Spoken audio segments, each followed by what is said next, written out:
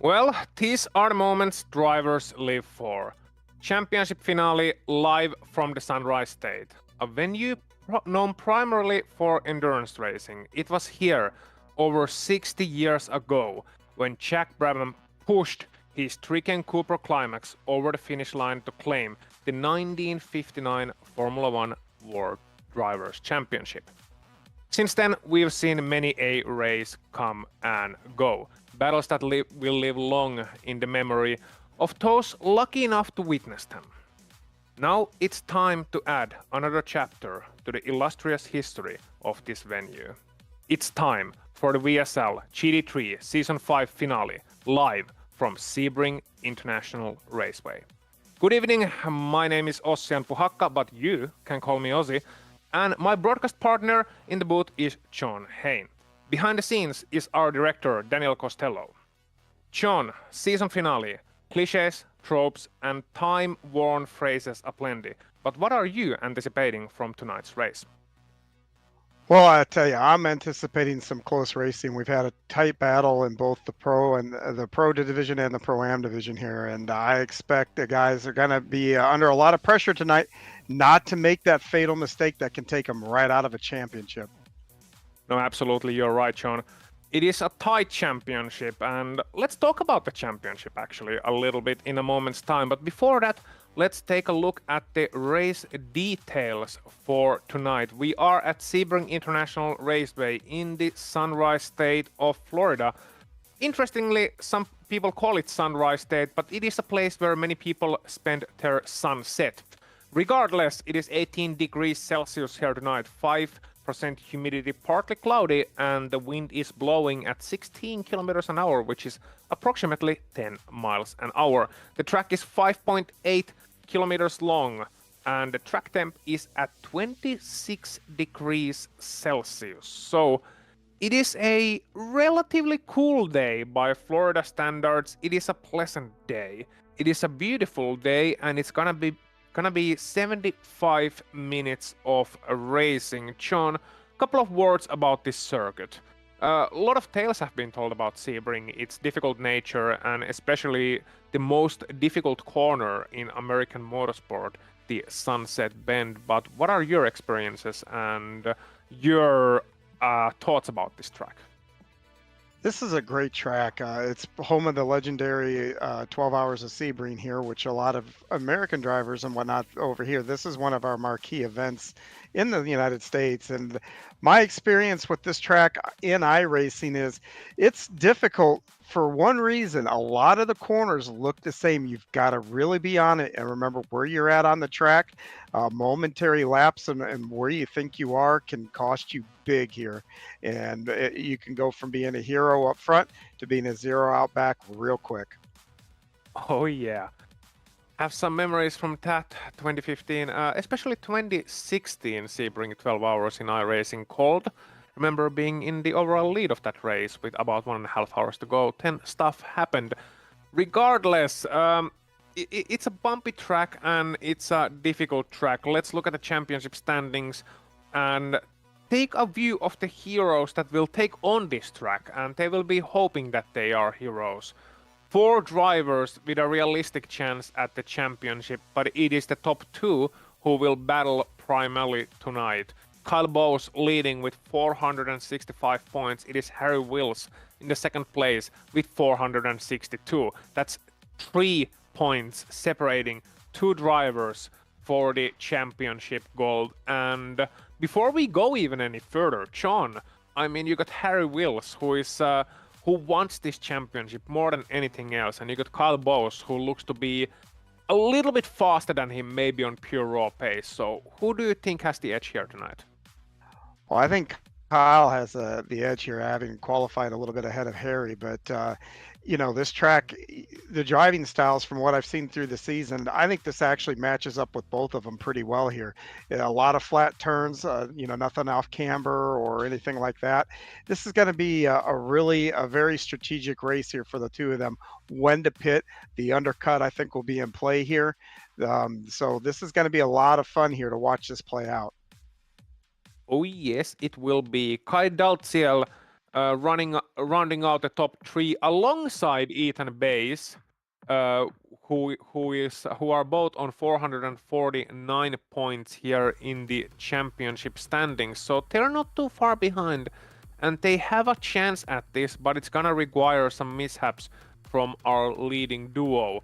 Chase Wilson, Jeremy Littleton, James Pierce, the next 3 drivers. Then it's gonna be Dean Timms, Taylor Lane, and Alex Murray rounding out the top 10 in your pro driver standings.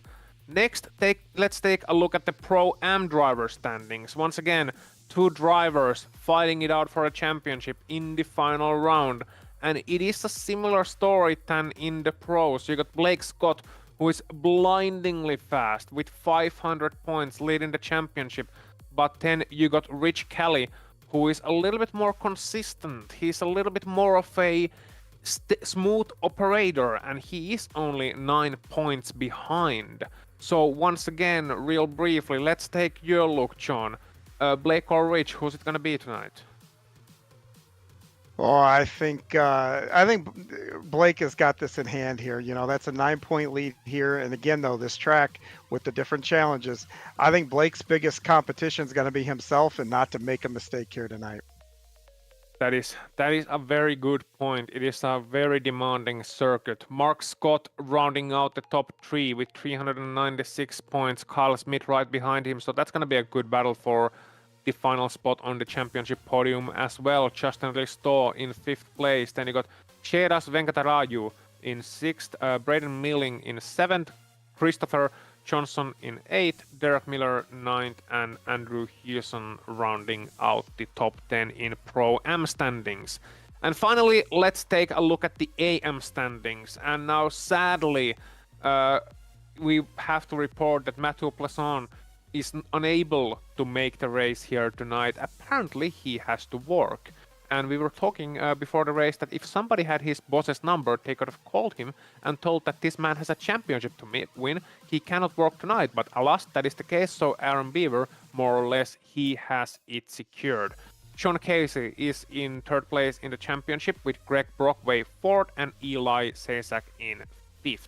You got Rick Swan, Eric Papineau, Mark Chapman, Andrew Hewitt, and Nicholas Clement in the top 10 of the AM driver standings. And with just a couple of minutes to go to the grid, final expectations, final pointers for these drivers before they line up onto the grid at Sebring International Raceway. John?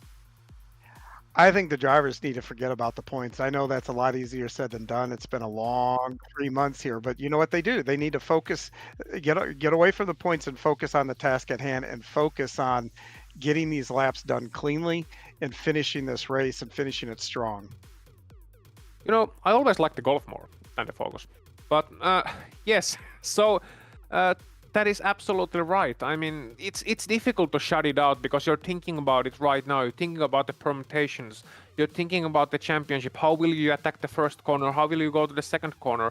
How will you take the start of the race? But all those worries need to be thrown away as we have the grid for our championship finale, and it is Kyle Bowes on pole position. Alongside him will be Guy Dalziel, then it's Jeremy Littleton and Ethan Bayes. You got Harry Wills and Dean Timms rhyming out pretty nicely on row number 3. Chase Wilson in 7th place and Chris Long in 8th place of that pro grid.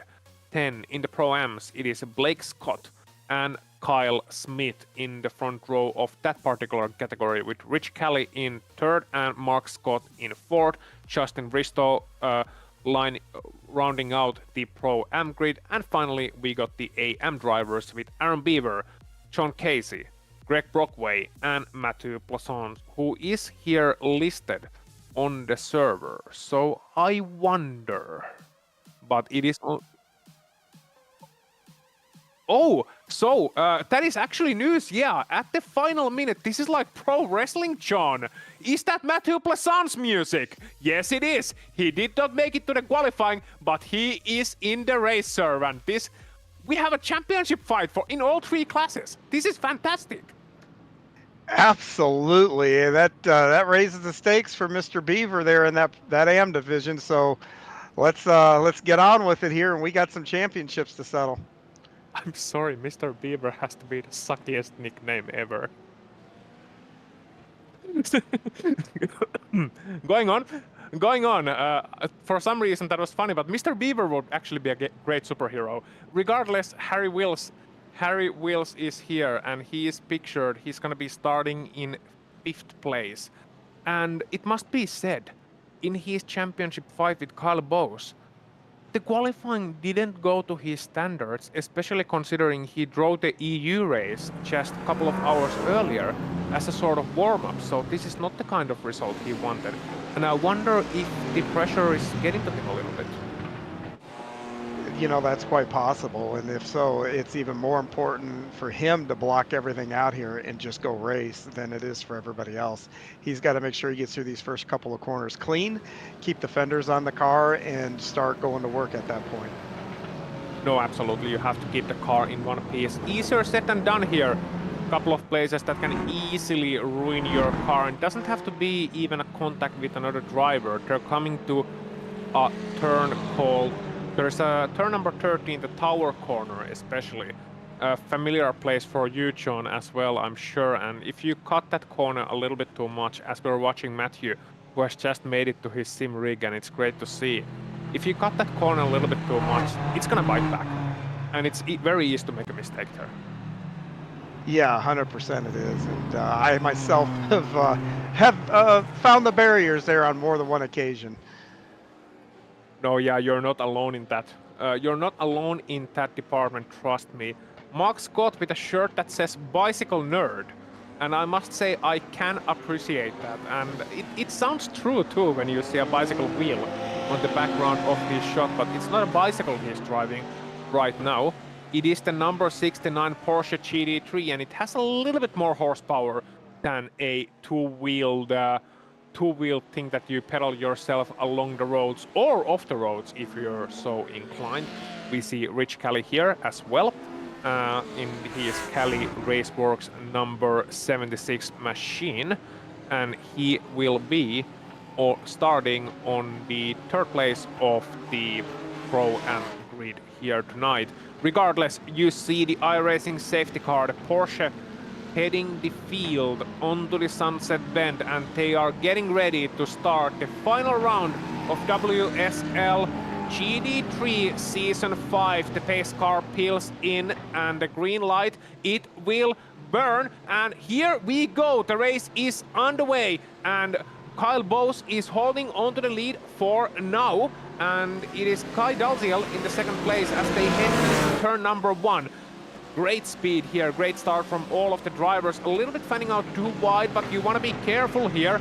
Littleton trying to hold on to his position to the inside. He can, and that means he is rounding out the podium so far. But here comes Harry Wills to the inside as we get to the Pro-Am start. And in the Pro-Ams, it is Blake Scott still in the lead of that category, along ahead of Rich Kelly and Carl Smith. Kelly actually taking the 2nd place right away and wants to get behind his championship contender, Blake Scott, Rich Kelly, 1 and 2, and they will battle on for the next 75 minutes as we get to the AM category start. Peter Casey, Brockway Plasan, and Matthew Plasan in last minute. How will his first minutes of the race go? How quickly can he get into the groove tonight is one of the big questions. Well, he got 1 position already right off the bat, and that is a great start. Now he can stick behind Casey, but he can't lose sight of Mr. Beaver here as we are looking at the pro category, and we are looking at both Dalziel and Wills, who are 1, 2, and 3, and that's Eden Base out.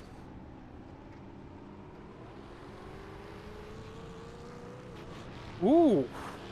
Yeah, he didn't make a hard contact with the wall there, so I don't know that car is going to have too much damage for him to continue. I think he's going to be able to. I think he'll be just fine, to be honest with you.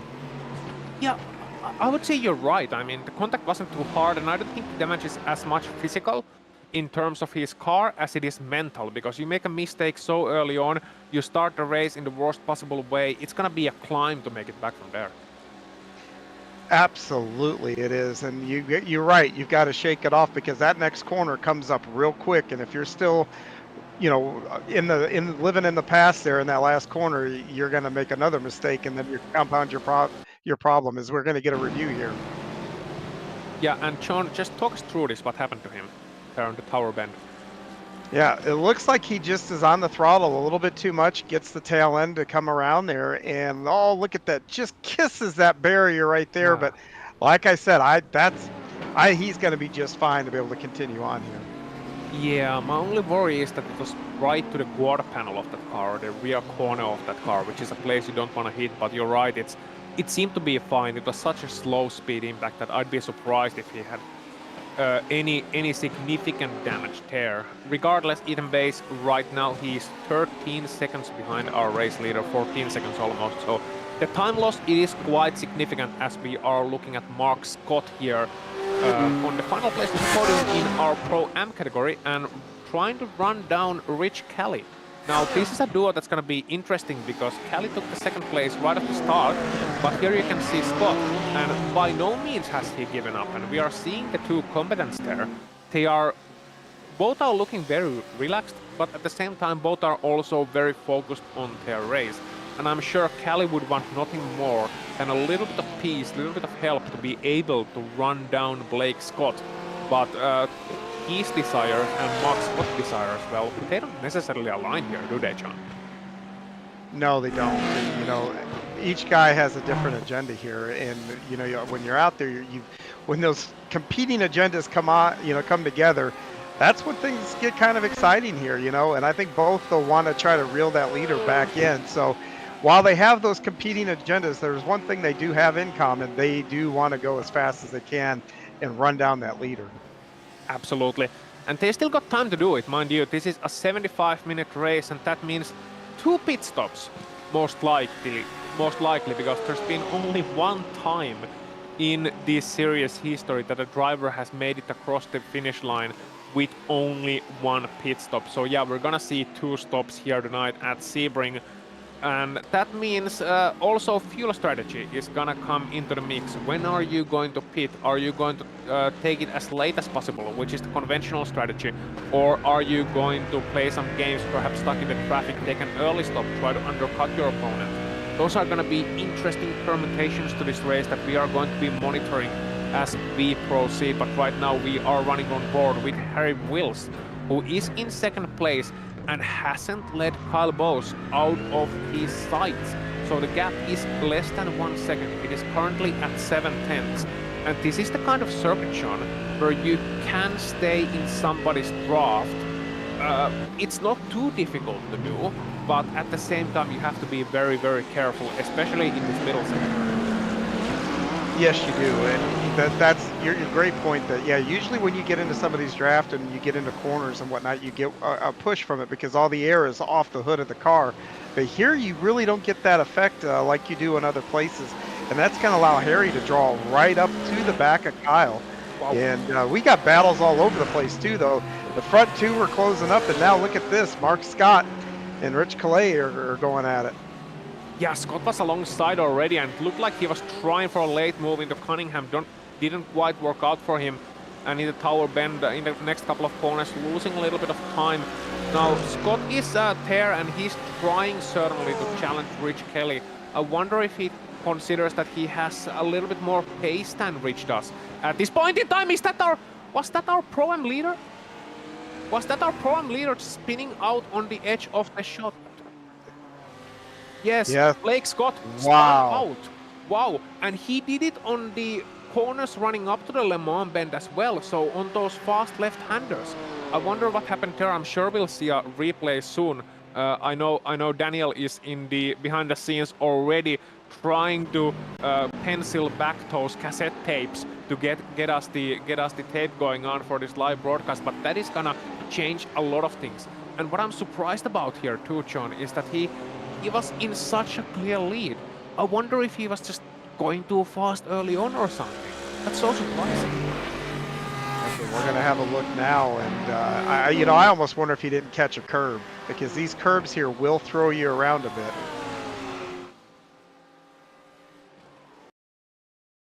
And there you go. Yep. Got on the curb and it just you lose all grip and that back end came right around on him. But now let's see though, a lot of smoke. Does he make any contact with the barriers? And no, he does not. He lights the tires up, gets the thing turned around, and he's going to get back into the fight now, but he's going to have to push. Yep, and he's gonna have some cooked rear tires to worry about. Now the good thing is that he did that just before the two longest straights on this track, so there's some time for the tires to cool down. But they don't cool down immediately, you have to kind of look after them. And the way that mistake means that he's now 5 seconds behind our leaders. Yeah, approximately 5-6 seconds behind our class leaders. So suddenly, Rich Kelly is gonna find himself in the lead of this class instead of second place, but Mark Scott is still there, and Mark Scott hasn't given in at all. Look how close that Porsche is getting under braking, and he's just hounding Rich Kelly, and that can be kind of a double-edged sword. On one hand, you're not gonna lose concentration with somebody so close behind you, but on the other, if somebody continues to throw it inside all the time and somebody's continuing to harass you, that's never really allowing you to sort of get into your groove and drive as you naturally would. You're right, and you know that's kind of what you want to do. Scott is probably wanting to play games with him there in his rear mirror, so he gets if Scott can get Calais to look in that mirror, that means he's got to miss a mark, and that's got an open opportunity for him. And I'm hearing that Ethan Bass has had another off, so his troubles continue here early on in this race. But going back to this battle right here, though, if you can put enough pressure on somebody to get them to make a mistake, you can just drive around them and not have to use your tires up or anything like that. It just gives you that opportunity. And with the other Scott having an issue, another sense of urgency. And let's look here at what happened with Ethan. Looks like he gets in pretty hot. And gonna just drive her all right off the track here a little bit, and whoa, that right there is what I like to call a code brown. I'm thinking that he probably held his breath there for a little bit. Good save though. Oh yeah, definitely a good save. Way to keep it composed and under control, even as you're running wide at 200 km an hour. Well over 100 miles an hour at least on the exit of turn number 1. Here we see Mark Scott still trying to challenge Rich Kelly, as we've seen here, and that's Justin Risto in third place, not too far away from this duo.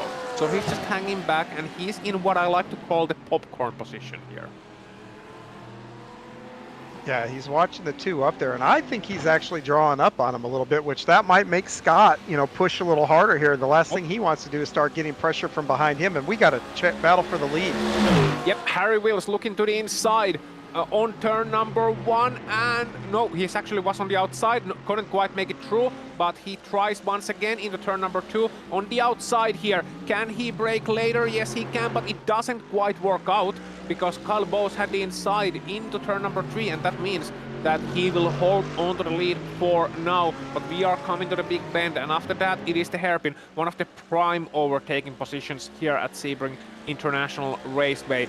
He's a little bit too far maybe to make a move here, but Harry Wills, he is after that dreadful qualifying, and I will call it dreadful qualifying. When you're a second off from your championship opponent in cars like this, it is a dreadful one, but his race pace, it's looking excellent so far. Not only has he been able to hang with Kyle Bose, who is normally a little bit faster, but Sean, most crucially, he is now challenging him. He has the pace to do that.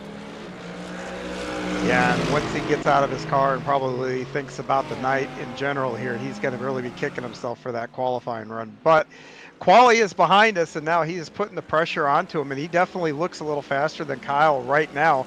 But, we've got still over an hour to go, so he doesn't have to be in a big hurry here, so that can keep him from making a mistake, but he can keep enough pressure on Kyle to maybe make Kyle push a little bit harder, maybe use those tires up a little more than what Kyle would like to. And you were right, John. It is definitely Justin Risto that is catching up to these two in the lead of the Pro-Am class. 0.2 of a second faster than Mark Scott last time around, almost 0.3 faster than Rich Kelly last time around. and actually into the 159s. So that is Justin, who is the fastest driver in his class at the moment. And as these two continue to battle away, they continue to parry and riposte and whatever, block each other's attacks. Especially Callie in the lead. He's just trying to fend off Mark Scott. He might soon have two challengers instead of one, and that is always going to make it difficult. And it's such a difficult thing to consider as a driver, especially when you lead in the group, because now you suddenly got two drivers in your mirror. And what that means is that not only are there a variety of challenges that can come at you, you can get into a 3-wide situation really quickly, but it also means that Scott suddenly feels a lot more hurried to do that move as he tries to the inside in turn number 3, a very late move there, doesn't quite pull it off, trying to go for a big old crossover, taking the optimal line into Big Bend, but slides a little bit, and that's gonna allow Risto to now take the chance, looking to the outside, into the Big Bend. Can he break later into the hairpin? He has to track for Rich Kelly, and that's gonna be a great benefit heading into the corner, but doesn't quite pull it off on the entry. Let's see about the exit. Can he cross over? No, he can't, but the challenge has been thrown. And yeah, that's what we talked about. That's the urgency that Mark Scott now has to show. If he doesn't get past Rich Kelly soon, he's gonna be attacked from behind. He's gonna be overtaken from behind. And now this very moment, he's gonna allow Kelly to at least have a bit of a break. It is, and as soon as those two started battling behind him, all of a sudden Calais just moved out a little bit. And it's tough. I'll tell you, the guy that's got his hands full is Mark Scott in that second place, because he's trying to play offense and defense at the same time. And if he goes to try to make a move for the lead, which we just saw him try, if it doesn't work out, that could very well open the door for Risto. And if that happens, next thing you know, you go from trying to run for the lead to all the way back on the bottom spot of the podium. Yeah, you know, there was some Roman bloke who had a great quote about offenses and defenses and something along those lines.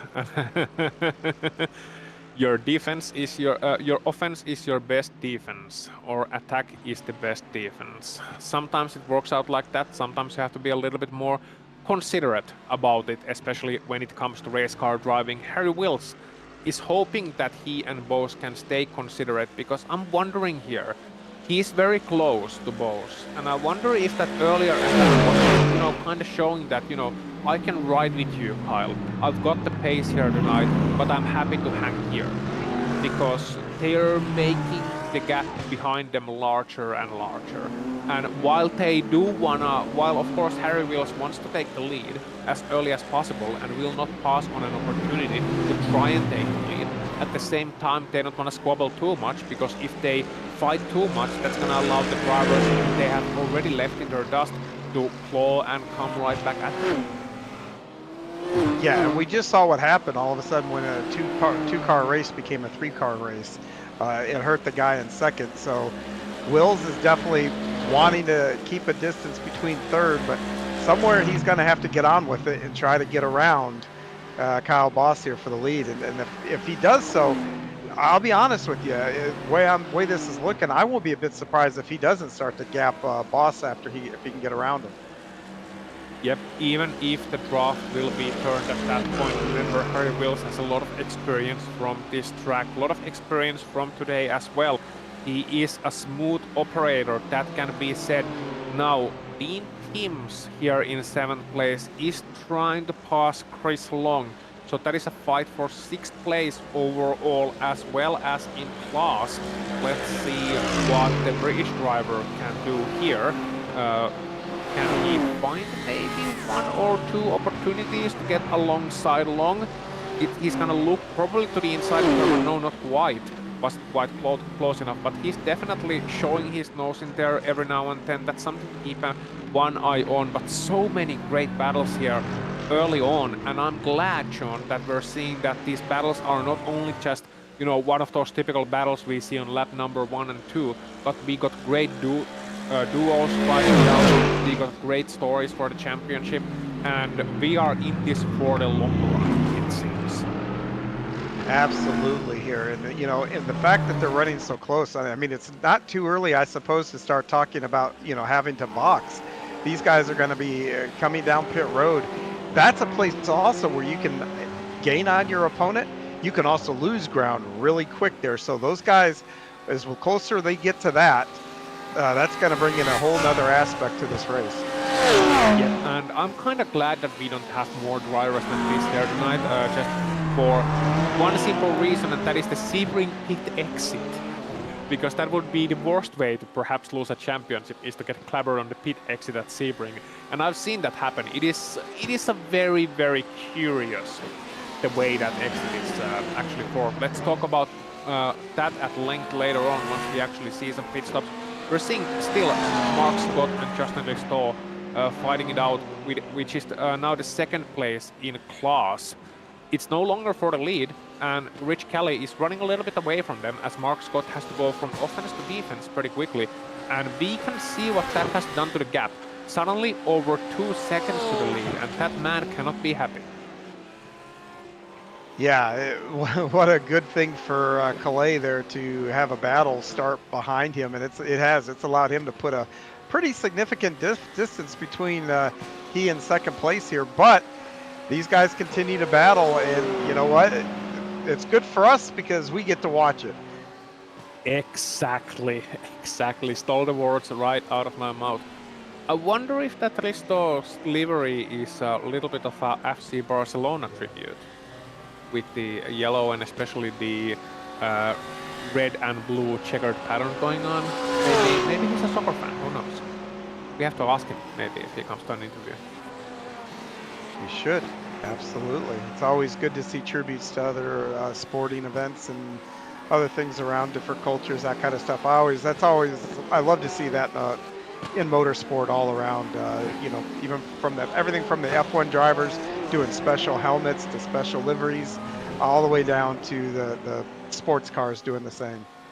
Yeah, actually I doubt that it is because it's checkers and not stripes. But yeah, that's the first thing that I thought of is the FC Barcelona, but maybe that's being in Europe, as he looks to the inside now and into the hairpin, and he had there's contact between Mark Scott and Risto, and there's heavy contact on the exit of the corner, and they are still side by side with each other, the Porsche and the Ferrari, having a bit of a touch now into the Cunningham. Can Risto complete the move on the inside? He's not quite ahead. Scott to the outside and fence off. Great battle, but getting a little bit of elbows out, so maybe less soccer, more hockey there with these two guys.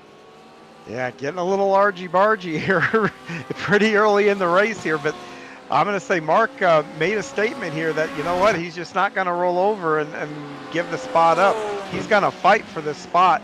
And now there's a little distance. We'll see if he can't pull away here a little bit and maybe try to run back down Rich Calais.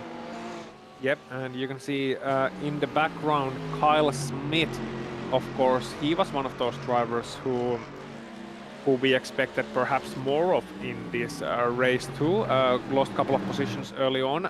He is now in the background of this battle, and 5 seconds behind them it is the former leader, our pole sitter in class, our championship leader, Blake Scott. So that's going to be something to keep an eye on as well here in this Pro-Am Championship. Now we are looking at the two leaders, Kyle Bowes and Harry Wills. They are still glued to each other, still lapping faster than the drivers behind them. Last time around 158.65 for Kyle and 158.64 to Harry Wills. And well, I want to say faster. It's actually Kai was doing 58.65 as well last time around. So they're more or less at the same pace, and that just goes to show you with these pro drivers in this pro category, just how consistent they can be, despite also operating at the very edge of what the laws of physics allow for. Yeah, and you know, the thing is too, in the real world, you can feel those where you're stretching those laws out, you know, with your butt, basically. You can feel the grip in the car. Here, these guys have to do it from visual cues, feel their wheels, how much tension are in their wheels. It is definitely a skill set that's actually very impressive that these guys are able to acquire and apply driving these cars. No, absolutely, absolutely. I've talked to couple of real-life racing drivers who have come to sim racing, and drivers who then maybe go from sim racing to real life driving too. We've seen that happen as well, and they all talk about the feel of a racing driver, and in Finland we call it straight up butt feel, and you just feel it, and kind of feel the car underneath you. You feel the G-forces on you. You sort of feel the car move around, and you can operate off of that. It's more evident with single-seaters and smaller cars, but it still happens with like a heavy GT machinery and stock cars and things like that. So do not have that. And we also, most of these drivers are operating in 2D environment. You got a single screen or 3 screens or a single ultra-wide screen ahead of you. You don't have that 3D vision sort of around you, which also helps. So it's a very limited environment, and you have to rely a lot on what you feel through the steering wheel, through the force feedback, and what you see out of your eyes. And it's just, I mean, you can be a little bit more comfortable. You don't have to wear a 3-layer fire suit, and you don't have to be in essentially spending 75 minutes in a crappy sauna, but an expensive one, but still a bad sauna in a lot of ways. But on the other hand, there's also a lot of limitations compared to real life driving. So perhaps that's more a message to the people who think that sim racing, is nothing compared to real life racing. There absolutely is a skill set in sim racing, and these drivers are great at what they do. And I'd say anyone is welcome to challenge them. Yeah, absolutely. I'm actually somebody that came over from the real world racing into the sim, and I actually run the VR, which is the 3D, where you get everything in, and even that is visual and everything else. And I will tell you, the mental aspects of sim racing is every bit as real as the real world counterparts that you see on a track around the world. It really, really is. If you make a mistake, you still have to pull yourself back together and get on with it. If you win, that elation, it's the same. You're excited. If you fence the car and put it in the barriers, and that disappointment, it's real. And it makes this just such a fantastic world to be in, and we're very fortunate to be able to cover it and watch it. No, absolutely. I couldn't have said it better, John. And actually quite curious now. The one thing that we have going for us in sim racing world is that if you fence the car, it's a little bit less expensive. And it hurts less. Yes. Hurts a lot less. The cost isn't so bad. It's when you hit something and it doesn't quite hurt as bad. Yeah, and Blake Scott is in the pit lane. So that's an interesting early decision. He had that spin early on, so I wonder if that's the primary reason for it. He's trying an alternate strategy instead of catching up to the drivers ahead of him.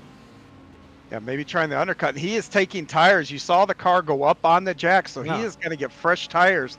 This is going to be huge here. Now, if these other guys don't take these tires, he is going to have a massive advantage at the end of this race. Yeah, it is, and I wonder if this is exactly what he needs to do at this point in time. Remember, he did spin out, and those rear tires, they got a beating and a half right at this very place that we are watching, the Le Mans corner. And now, after that, he may have felt that, his tires weren't quite underneath him, he didn't have the grip that he wanted. He's gonna take tires early on. He knows that he's gonna lose 30 seconds changing those tires.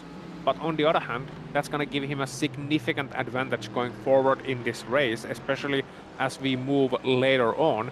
And it also means that he'll be on a mostly empty track, so he can just hot lap. He doesn't have to worry about fighting. No, not at all. But there's a thing about that, though. Having somebody in front of you kind of sometimes keeps you in check. Having that carrot out in front of you. Well, oh, look at a little bit of an off my wheels. Able to gather it back up, not lose a whole lot of space. But going back to Scott there, but being out on the track by yourself, that can sometimes lull you into something, lull you into a mistake, when as opposed to battling with somebody. And look at this, nose to tail, 3 cars deep. Yes, we are, and this is great to see these fights. Chase Wilson, Chris Long, Dean Timms as well involved in this trio. Now Chase Wilson here leading this pack. 10 it's Long and then it's Timms. We talked about Long and Timms earlier on. Now it seems that they've caught up to Chase Wilson as well. in this little fight. It's all BMWs here, 3 Beamers fighting it out for the honors. And I must say, regarding Dean Tim's car, the final one in that queue, I know it's not the same one, but that turquoise sort of aqua bluish green, greenish blue color, it kind of reminds me of the Falcon liveries that we see in many forms of motorsport. Yeah, now that you say that, I can see that totally. Good call there. Of course, a tire manufacturer known in many forms, as we see Risto now looking to the inside, looking to make that move. And that's actually Kyle Smith and Justin Risto. So never mind, it's Risto getting overtaken by Kyle Smith here. And that means Kyle Smith is going to promote himself to the podium of this class so far. And yeah, as you said earlier, John, great call once again. Mark Scott, once he managed to drop Justin Risto from his tail, he has managed to make a gap of 2 seconds, and that means that Risto, instead of going to second place or even challenging for the lead, is now dropped back all the way outside of the podium. Yeah, and I hate to speculate, but I almost wonder, we saw them, bang fenders early on. I'm wondering if that didn't do something to the car, maybe aerodynamically. The fact now, it's not just that he's lost to Scott, he's now lost out to Smith. Yeah, and he has to be, I mean, he was taking the wide line through on, he's coming pit. Yeah, he's pitting, so that's why he was taking such a slow line through the Sunset Bend. I was wondering if he was just preferring the wide line, because there's about as many lines through that last corner as there are drivers. But then it turns out that no, he's just pitting. So he's going to be the second driver to exercise the pit option here in the Pro-Am class. Now I wonder if Risto is actually taking tires here. If his car is going to rise up to those the same thing. Yeah. We're hearing that it did go up on the jack. So yes, tires are at play here. Oh no, it didn't. Sorry. Yeah, so it's not up on jack, so that means Risto is going for the more conventional strategy of not taking the tires, and that means, yeah, that's going to be a short stop, just under 30 seconds, and that means he is out of the pit lane, and it's going to be so well ahead of Blake Scott, who, mind you, has those new tires, and we're going to soon get some lap times in after those tires have warmed, and we'll see what it does to the driver of machine number 67. He's gonna come across the line actually right now here. Is that gonna be a lap that counts? I don't know. It might be. It might be. And there we go. 159.4 is his first lap with those new tires. Rich Kelly in the lead. 159.8. Mark Scott in second place. 2 minutes, 0.4. So that is 4 tenths faster than our race leader, and that is a second faster than the group fighting for the second place. As we have more drivers into the pit lane, that's going to be the entire battle pack actually, plus Jeremy Littleton. So we got Littleton, Chase Wilson, Chris Long, Dean Timms, and Ethan Bass as well to the pit lane. Yeah, and remember, Bass has had a couple of offs already here, so his car is looking a little worse for wear, but good to make it to the pits and maybe get that car some help. Yeah, that's why I pronounce it Bass now, so it makes it easier to remember that he has been in trouble. Oh, I'm sorry. Oh yeah, no. Yeah, but he's on. You're here all week, right? But yeah, it's on jacks too. So this is gonna make the end of this race extremely interesting, with some cars going on the jacks and some not. Oh yeah, it is. It is definitely interesting. That Ford taking. Oh no! Cold tires. Yeah, cold tires, turn number 1, and a bent rear wing, and that combined into a bit of a moment exit in the pit lane. And I briefly mentioned the pit exit at Sebring earlier. You can now see why it is such a treacherous place.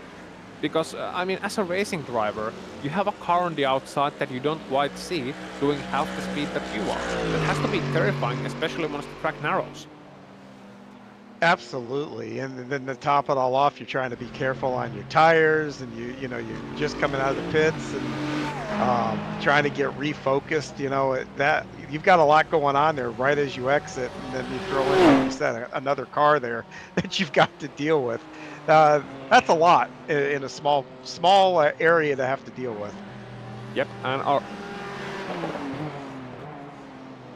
so we see that Blake Scott is last in the Pro-Am category after the pit stops, and that because he was one of the few drivers to take tires. Meanwhile, our leaders, Kyle Bowes and Harry Wills, they are in the pits as is Guy Dalzell, and those three now in the pit lane. I wonder. I'm not sure any one of them will take. Oh no! Wait, Kyle Bowes is actually up on the track, so he did take some new tires. That's gonna be very interesting. Kyle Bowes is on the pit exit. Harry Wills is right behind him, and so is Dalzell. So these drivers going for the safe strategy, it should be said, but I didn't see that one coming quite yet. I'll do it. No, I didn't either. I thought a couple would try maybe something a little bit different and get that gap and see if they can't run it out. But we're going to see. Either way, I think we're going to see a fantastic battle because at least they came right back out nose to tail. So battle on. Yeah, definitely battle on. So I'm not sure if that wasn't actually just some minor repairs being done, and that's why it was on Jax, because the pit stop was 26 seconds. So it might have been maybe a little bit too early to make the call. We'll have to wait and see. But yeah, Harry Wills definitely hungry to make the challenge. I wonder if he wanted to get that pass done on the pit lane, and now that he hasn't gotten it done, then he is going to be a little bit more aggressive now early on in this second stint. And maybe he has decided that, okay, he's going to be watching through the first stint as we see Plaisance in the pit lane, car on the tracks, and then on the second stint, he's going to be sort of a little bit more aggressive, trying to take the initiative in this race away. And we've seen him go wide a few times earlier on at the exit of turn number 1, and now there on his outlap after coming out from the pit lane. So he's definitely on the ragged edge there. Now, question to you, John, more on the front that when you see somebody, oh, and that's a very tight pit exit from Plaisance. Let's come back to the question in a moment, because Plaisance is having a bit of a fight here with Sean Casey, who is alongside him, and Sean Casey has gotten past him, so Plaisance goes back to third in the AM class. But yeah, regarding Harry Wills, if you're Kyle Bowes, you see Harry Wills on the very rugged edge in your mirror. Sometimes you see dust popping up and so on, and he's able to hang on. Do you get some info out of that, or are you just focused on what you are doing yourself? No, you can get info. You can, believe it or not, even though he's behind you, you can figure out where he's stronger. Right there, you see him get defensive. So there's a lot of info that you can learn and figure out where, you know, where somebody is stronger than you at, where you're stronger than they are. And all of a sudden, when you get that kind of info on both sides of that equation, that's where your cat and mouse games, like what you just saw right there, getting defensive. And here we go again, going down here into this corner. Yeah, wow, I mean, that defensive move by Kyle though, it was like, it wasn't a traditionally late move to block somebody. It was more like showing up at a meeting that started at 8 a.m., 8:14, sweat drenching all over your suit late. That was like, whew, I thought they were gonna come together for sure, but that wasn't the case. Thankfully so, Harry Wills, now maybe invigorated by that late defense, is gonna look for another opportunity, maybe here in the tower corner. Not quite, but Bowes now cut the inside a little bit too much. We talked about that curb, how it can be treacherous. He's looking to the outside here. Couple of fast left-handers coming up.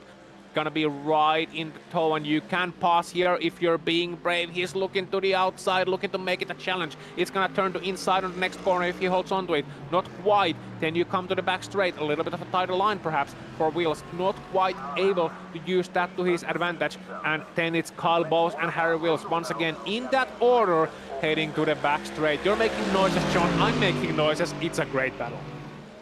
Absolutely, it's a great battle. And these guys are, what we like to say, they're getting on with it here. They're really, really pushing. And we're not even halfway through this yet. So these guys are bringing their A game, and they're hitting their marks in their corners. They're doing everything they need to do. They're both doing everything they need to do to win this race, and that's scary when you got two drivers that are looks like pretty equal around a course. Man, oh man, buckle up because it's going to be a fun ride to the end. It has that feeling of a boxing match. Yes. It's just, first of all, first couple of rounds they were like measuring up each other, trying to one up each other, throwing a jab here, doing a little bit of footwork there, and now they started punching. And once they started punching and the bell has been rung, you're gonna see some more combinations, and I wonder if we'll see the knockout blow at some point. Though in racing context, I hope not. But the knockout blow can also be that one single move that comes at the right place at the right time and can just devastate your opponent.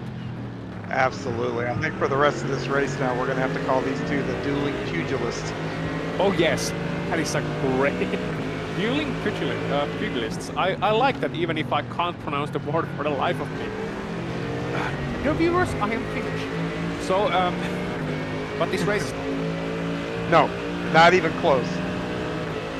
So, on board with Wills at this very moment, we are seeing more or less what he sees, a little bit more from the right, but we are still having a great on-board shot, and the bottom shot is not behind of Kyle Busch's car, and they are gonna be fighting it out for this championship. We still have half of this race to go. We're roughly exactly at the halfway mark, actually. Right now. We passed it like 50 seconds ago. So definitely still more racing to do, and you can see just how closely Wills is taking Sunset Bend to the inside. He's almost touching the walls there, using that new tarmac extension on the outside that is a little bit back. You can use it fairly well. And here we go into turn number 1. Once again, let's see the difference between lines. Oh yeah, Wills is cutting it a lot more. And you just see that Wills is using a little bit more of the racetrack. He's being a little bit more pointed. And I think Bose is the driver here that has more in reserve at this moment at least.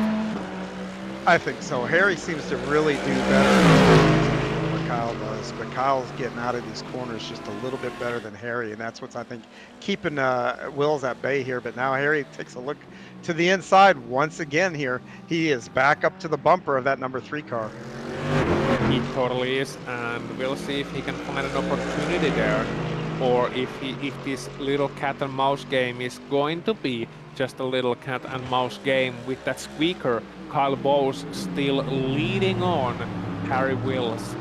I mean, that's another thing that you can do, but you wouldn't want somebody to be so close if you were just leading them on. I think it's genuinely the case is that Willis is able to be a little bit more aggressive with his car, a little bit more to the edge, as you can see once again at the exit of the Tawa corner. He's playing with fire there. He is, and you know, this track will bite you too. You know this, you know, just in a blink of an eye, and you can go from being steady as she goes to, you know, holding on, grabbing a handful of wheel, trying to keep your car under control here. So, you know, these guys, the way that they've been racing each other, there's a lot of trust that has to be involved in that. You know, you've got to trust the guy behind you not to run you over. You've got to trust the guy that's in front of you not to brake early or do something really out of the ordinary that can cause contact from you running into the back of them. So there's a lot at play here that these guys, you know, we've talked about, you know, pugilism, you know, like a boxing,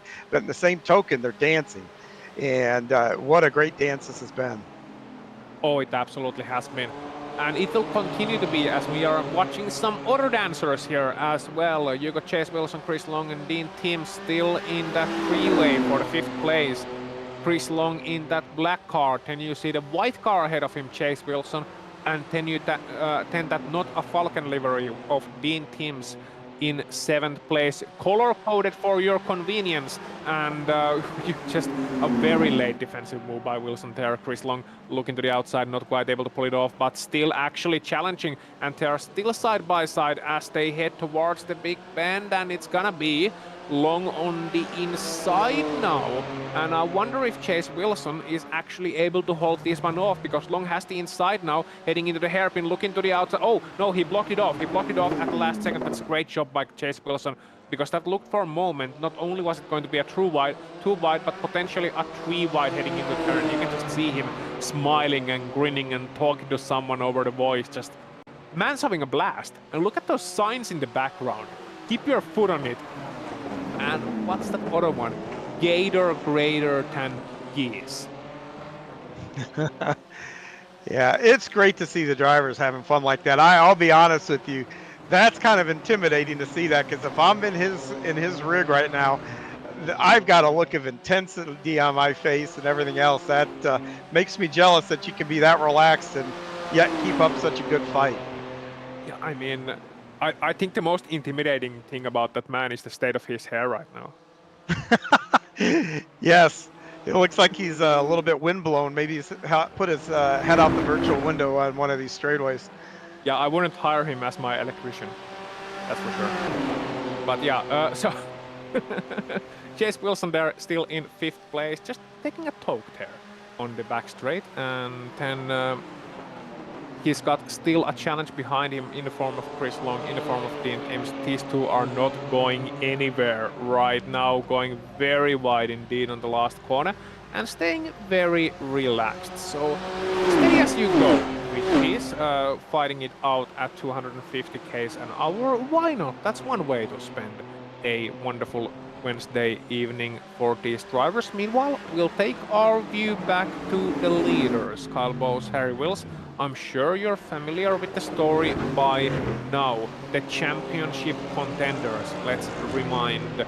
Whoever finishes first out of these two drivers will also claim the season championship, the VSL GT3 Season 5 US Championship in the Pro class.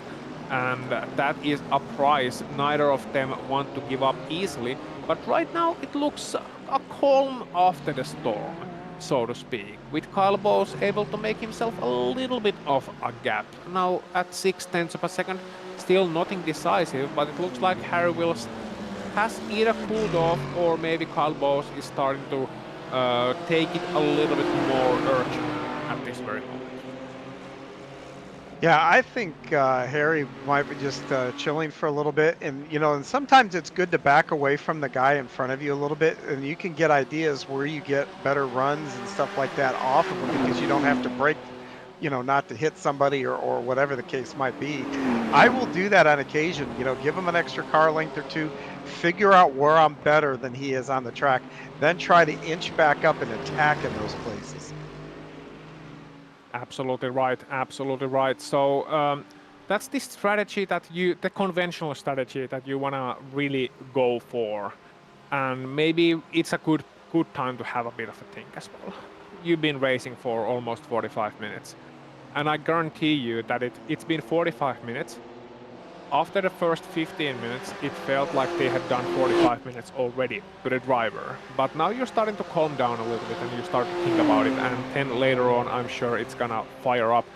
Once again, Chris Long here in 6th place. We're looking at that black BMW, and why not? Because it is quite beautiful. And we'll get a replay shown as well of Mathieu Plassans having a bit of a archie-barchie with John Casey. Yeah, we saw these two. Come out of the pits, really, or when Plaisance come out of the pits, these two are right there. But nice move around the outside for Plaisance. He's able to overtake that position and carry on now.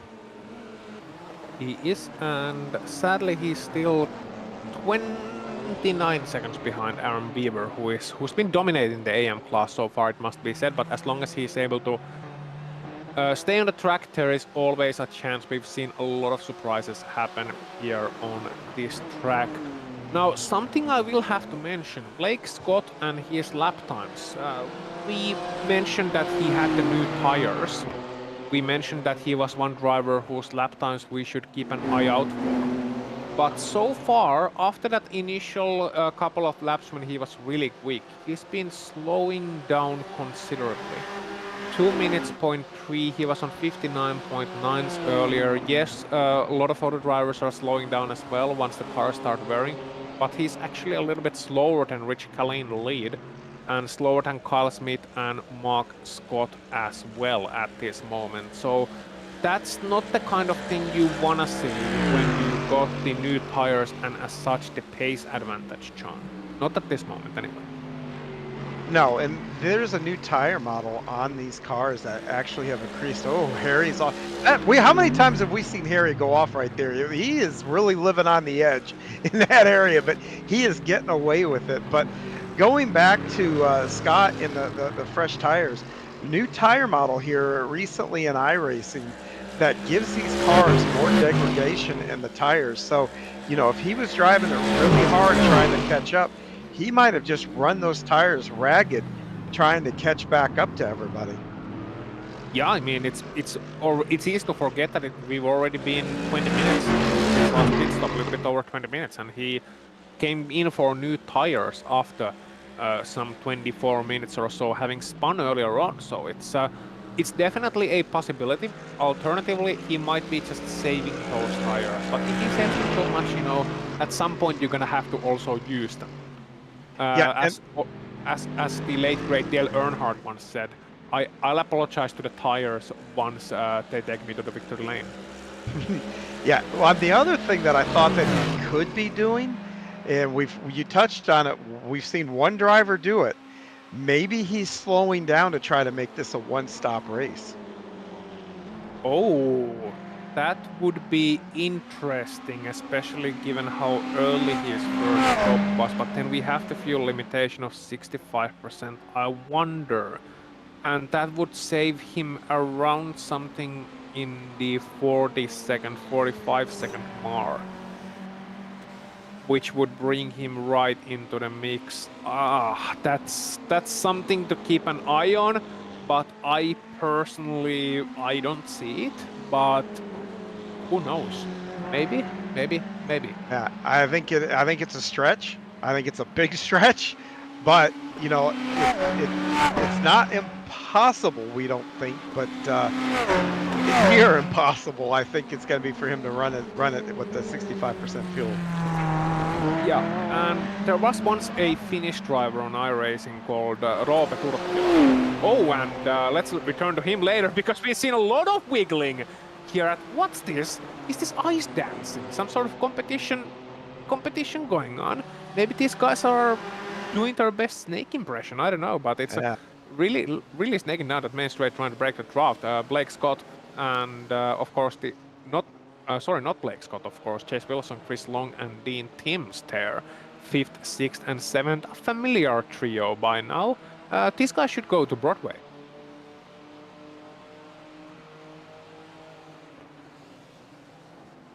Yeah, these three here have been at it almost the whole race, and well, you know, at least we know one of them is having fun. We've seen the in-car with them having a lot of fun doing this, but looking up front too, just keeping tabs on the times. Harry Wills has fallen over a second away from Boss now. Oh yeah, he was 300ths of a second faster last time around, practically identical lap times, but before that he's had a couple of slower laps. And that means the gap has increased to over 1 second, and that's coming to the range where it's no longer just holding back, no longer intentional, as we see there now Long, and he's gonna actually pass Wilson there for the 5th place. Great move around the outside, and I wonder if that means a bit of trouble for Chase Wilson, because you got Dean Timms now close behind him. And Wilson has suddenly slowed down a lot. He lost some time, considerable amounts of time in those few corners that they looked before the back straight. And looking to the inside was Dean Timms there once again. And I wonder, well, he's not looking so relaxed right now. Not smiling anymore, is he? No, he's not. He had a couple of offs there that opened the door, but it looks like he's coming under fire now. So, yeah, that look is a lot different. This looks like a dog fight. Man, oh man. Yeah. Guys, I know the cars have steering wheels and you can turn them on the straight, but Will looks a little bit will ya? Okay, here we go. Looking to the inside, and that's a great move from Dean Timms, and he got it done. And now there's that smile back. Chase Wilson knows he's been had, no longer has to defend. And I wonder if he can hold on to these guys right now. Is he gonna pass him or? Because if he starts battling now, they're gonna let Chris Long get away from them, but I don't think that's the primary concern. They're as moving. Oh! Okay, so green teams just let him back through once again. Okay. Yeah, that's. I wish I could offer something colorful on that one, but I just don't know. Yep. And looks like our Blake Scott fuel watch is over. He is into the pit lane. So Let's we'll see how chase long he stays. the fuel watch to pack watch for those well read on your internet memory and BA memory perhaps. But yeah, Blake Scott there now in the pits once again, and that car is not going up on the track, so he's not taking new tires. He's filling it up with fuel and getting ready for the final stint of this race. Now this could still all come back for him if the Pro-Am leaders elect to take tires, but that would be a massive call to make at this point of the race, and you really have to wonder how are they feeling in the lead of that class, drivers like Rich Kelly and Carl Smith. Yeah, I mean, I just heard from behind the scenes they won't probably take tires. I would agree with that statement, but yeah, you have to now nurse those tires to the end of this race. Both Kelly and Smith, and I wonder what Blake Scott is now thinking to himself. Probably had to make that alternative strategy call and didn't just work out for him. Yeah, here's the thing, the way these guys have been racing each other, how on earth do you conserve tires and not get a lot of degradation the way these guys have been going at each other? With great care, I suppose, but yeah, I agree. I mean, tire conservation and fuel conservation, for that matter, can't really have been the primary concern of many of these drivers. When you look at the way they've been driving dark on the racetrack, going left, right, and center, fighting out with each other. It's been a great race so far, calming down a little bit before the second and final pit stops, but I'm sure it will come alive once more near the end. We see Kyle Bowes here 1.2 seconds ahead of Harry Wills. Harry was a little bit faster last time around once again, but Harry's been losing a couple of tenths here and there throughout these last few laps.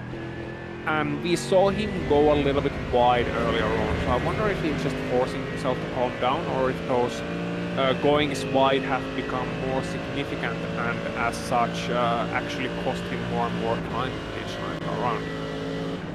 Yeah, and each one of those offs too will contribute to the degradation on the tires too, so it's always possible that he is starting to feel a little bit of fatigue in those tires and maybe not getting through the corners like he was a little while ago. Yeah, and I think you can see the fuel pressure warning on those screens as well, that little red bar on top of the heads-up display for the drivers. I think that might be the fuel pressure warning, so they have to be heading in pretty soon, and they would regardless, because we got only 20 minutes left in this race with some lap traffic now potentially playing into the lap times of these two drivers. Harry Wills last time around lost 4 tenths once more. So sometimes he's able to match Kyle Bowes in terms of lap time, other times he's just losing 3 or 4 tenths in a single lap, which is never really a great thing to see. But he still has that aggressive driving style going on. You can see how late he is on the brakes and how he is using each and every inch available at the racetrack. But I just wonder if that early part of the second stint was sort of the kind of part of the boxing match where you sort of charge in, trying to get the control of the match, and then it doesn't quite work out because the other guy is able to deflect all your shots, able to keep his guard up, keep his hands up, and parry them away, and now you're just out of gas. Yeah, I think there's something to that. I think you're 100% right. Maybe he's just kind of punched himself out, but we're going to see these pit stops. That's a good chance to recharge here and gather yourself back up. It'll cool the tires a little bit by not running them for that, time while you're taking fuel. So we'll see here. He looks like, I'm going to bet if that red light is the gas light, I'm going to bet he's going to box this lap. Yeah, I think they would have to, and I'd be surprised if they wouldn't. I think it comes on when you have 10 liters left of fuel. Could be a false memory. Yeah, so that's next lap that they're coming to the pit lane. Right, okay. So Calbo's continuing for one more lap, Harry Wilson doing the very same thing. So they're roughly similar in terms of fuel. Now, looking at the, well, this familiar battle. Have we seen these guys before? Yes, we have. Chris Long, Chase Wilson, Dean Timms. And Wilson and Timms seem to have once again found themselves in that battle and not let that black BMW run away from them just yet. Almost looked like earlier on that they were playing possum. And Buzz in, meanwhile, see that lone Ford in the Pro class. He's coming into the pit lane once again, and let's hope he doesn't spin on the pit exit once again. It's been a difficult day for Ethan, and you just gotta feel sorry for the man, because this is not representative of the kind of driving that Ethan Bassi is able to do at his prime. No, he's won some races this season, so you know we know he can get the job done here. And everybody makes mistakes. We're all human beings here, and he made one coming out. And I can assure you, when he's coming out of the pits this time, that's gonna be front on center on his mind. And I bet you he takes a little more easy through there. Meanwhile, Carl Smith, no reason to take it easy for him, because he's in second place in the Pro-Am class, right behind Rich Kelly, who is currently in the lead.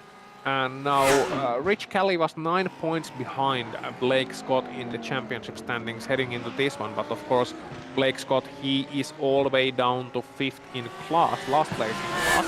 That means that Rich Kelly more or less has the championship, even if he finishes second, I think. But the problem is that I'm a commentator. That means I cannot do math. That is just an unofficial rule. We cannot math. That's why we end up as commentators. So focus on school kids.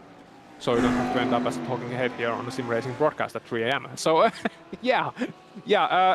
Rich Kelly here, regardless, still leading the class, still doing quite well, still plenty focused, it must be said. He hasn't lost that focus once throughout this race and has dropped Mark Scott back 8.5 seconds away, but his real trouble, it's Carl Smith in that red and white BMW right behind him. As we see now, this pack coming into the pit lane, Long, Wilson, Timms, pitting one by one this little bit of a piggy train, as we would call it here. Like 3 little pigs walking in a queue, coming into the pit lane, wonder who's gonna exit the pit lane first. Oh, not Chase Wilson, because he missed his pit stop. That'll cost him some time. And I'm going to go back to your math analogy there. Just think, though, I'm a driver, so that means I'm even worse at math than you are. So we're in trouble here, but they're going to come in 3 and they're going to go out 3 here. Yes, they are. And yeah, drivers have never really been that great at maths. But then you don't have to be great at maths if you can pilot a race car at speeds that no human being was designed to travel at. So, meanwhile, we should look at the gap between Kyle Bose and Harry Wills, because this is now getting into alarming territory for Harry Wills. It's 2.5 seconds. He lost 4 tenths last time around. Kyle Bose was able to put in a 158.5, Harry Wills 158.9, and that means the gap is just growing all the time, and these last few laps on the light fuel load have been absolutely fantastic for Kyle Bose, who looked a little bit weaker for the first 45 minutes or so in this race, but he's going for yet another lap. And behind him, Harry Wills is not. Wills has less fuel too. He has to come to the pit lane right now. Kyle Bose going in for another lap. So not only has he been faster, but he's been able to conserve fuel as well, and that's a masterstroke from Kyle Bose. It is. Anytime you can lead and save fuel at the same time, that takes that takes a certain amount of talent to do. But you kind of gotta wonder, though. 2.4 seconds. So that's you have to think maybe he's trying for an undercut, but boy, that seems like an awful big gap there to try to do the undercut. Absolutely, it does. Watching Rich Kelly here, now 4th place in class, and he's still out ahead of Blake Scott, even after the 2nd pit. So Rich Kelly looking very, very good. good here right now in that Lamborghini. And I must say, we're in Florida, and we got a pink and cyan blue Lamborghini. That is very, very Miami-wise. It's not a white car, but that color combination of bright neon pink and bright neon cyan blue, it's the closest thing to it, really. It is, and if you ever go to South Beach there, those two colors, yeah, there's a lot of neon along South Beach there. When the F1 guys are there, and everything else, you just see that all over that area down there. I must say the F1 race at Miami, the what they call the Miami Grand Prix, I think it's the single most kitsch thing I've seen in my years watching motorsport. Yeah, I'm gonna agree with you. It really is, and I won't be a bit surprised if Vegas doesn't match him step by step here coming up. Oh yes, it's gonna be the single most kitsch thing until they get to Vegas. You're absolutely right. And Kyle is still continuing. Now, what is going on in here? Is he trying to make it with a one-stop? Surely not. He's just been able to save a lot of fuel in these first two stints, I guess. Or in the last stint, rather, because the first stint doesn't really matter anymore. Yeah, I mean, on the other hand, too, the longer you stay out, the less time you have to spend in the pits when you finally come to pit, too. So, yeah, this is going to be interesting to kind of keep an eye on and try to figure out here what his play is here. Another driver who's been able to stay out, Kyle Smith here in the pictures in the lead of the Pro-Am class, coming to the pit right now, it seems. Yes, and he has 35 seconds of a gap, so that needs to be a quick stop, but they were pretty close to each other for that Pro-Am lead. So I wonder if it's going to change hands. We're going to be watching Rich Kelly here now coming to the back straight, trying furiously, because this is the moment you just don't know if the driver is going to come ahead of you, and you won't know until the end of turn number 1, and there's a very real chance these two guys will come side by side at the exit of turn number 1, and we know how difficult that is. Yeah, but looking where Calais is now, they're going to be side by side, but one's going to be on pit road. Yep, and we'll see now racing speed here. 250, 260 k's an hour for Rich Kelly now to the inside, and it's gonna be Kyle Smith still ahead, and Kyle Smith emerging ahead. So 2 seconds was the gap.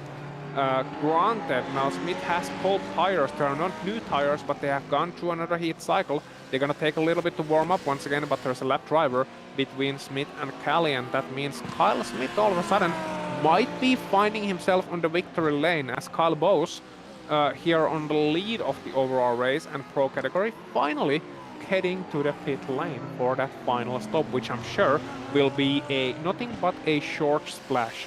11-12 minutes worth of fuel, and then he can, well, the pit crew might be accidentally filling his fuel tank up with champagne the way this race has been going, because they're soon readying the celebrations, but the driver, he can't think of that, not quite yet. Yeah, the big question is going to be is what's the gap between first and second when they get back on the track together.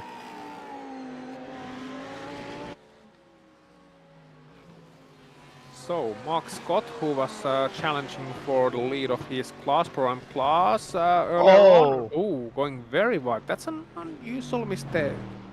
That looked to me like an equipment error. Yes, that I agree 100%. That looked like there was some kind of malfunction with his equipment. That's a heartbreaker. Yeah, because he just went so. I wonder if the wheel disconnected, because on racing when the wheel disconnects, it goes 90 degrees to the left, showing the oval code there, and that means that the way he understeered would be that pretty much 90 degrees wheel turn to the left. It's gonna turn less than when you turn your wheel less and heading into the corner, and then you're gonna smack the wall, and the way he just kept going left after the wall would indicate that, yeah, it was probably a wheel disconnection, which is, as you said, a heartbreaker with 10 minutes left of the season. Yeah, and that's gonna be a big moment for the points when those points shake out. Yeah, because that means Blake Scott is now 4th instead of 5th in this race, and Rich Kelly is down from 1st to 2nd. So, I wonder how those points will shake out, and I'm sure behind the scenes Daniel is like, these doofuses, they can't do math, I will just get some quick calculations going. Thank you, Daniel, we love you. And meanwhile, we are watching Blake Scott, who is just 4/10 of a second now behind Risto. Make that 3/10 of a second. And we're getting a replay here, Sean, of Mark Scott's angle, and we'll see if the wheel disconnected. Yeah, we'll see it in the wheel for sure.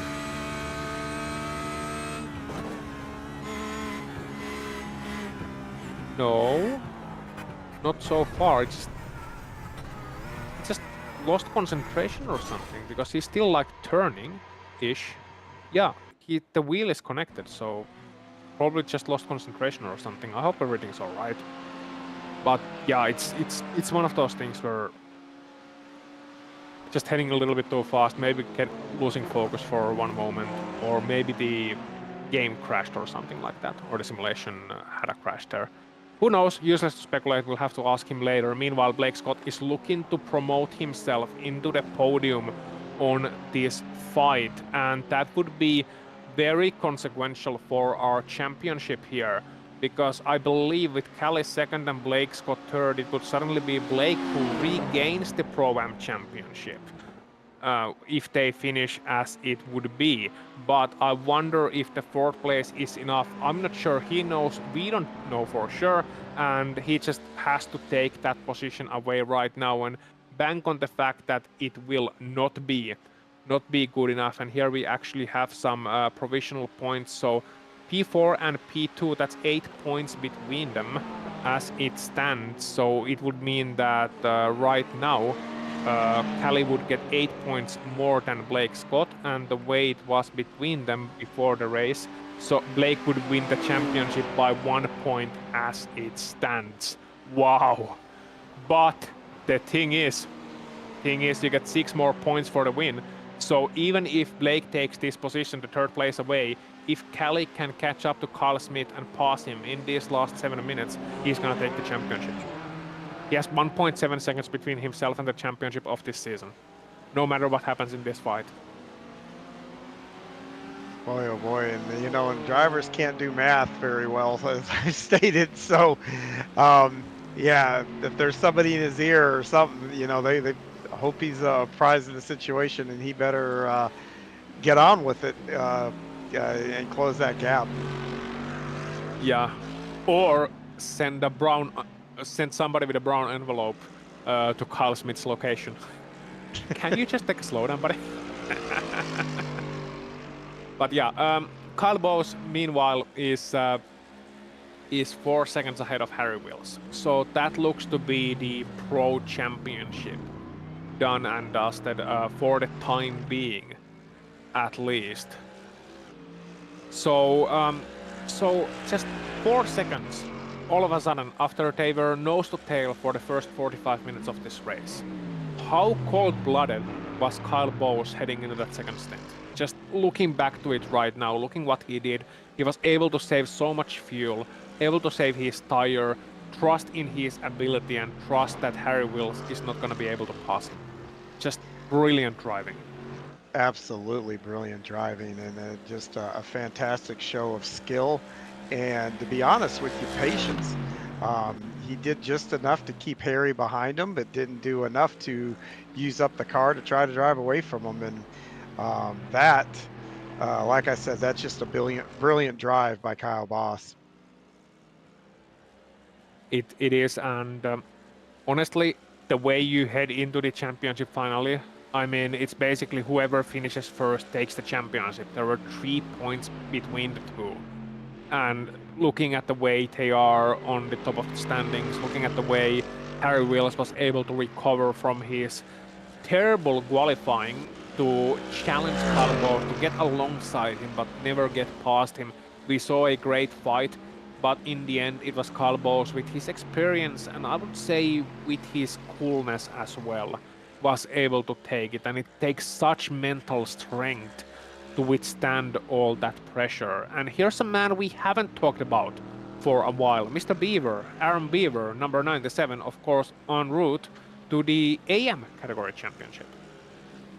Yeah, he's really put a big gap between he and Matthew Plaisance.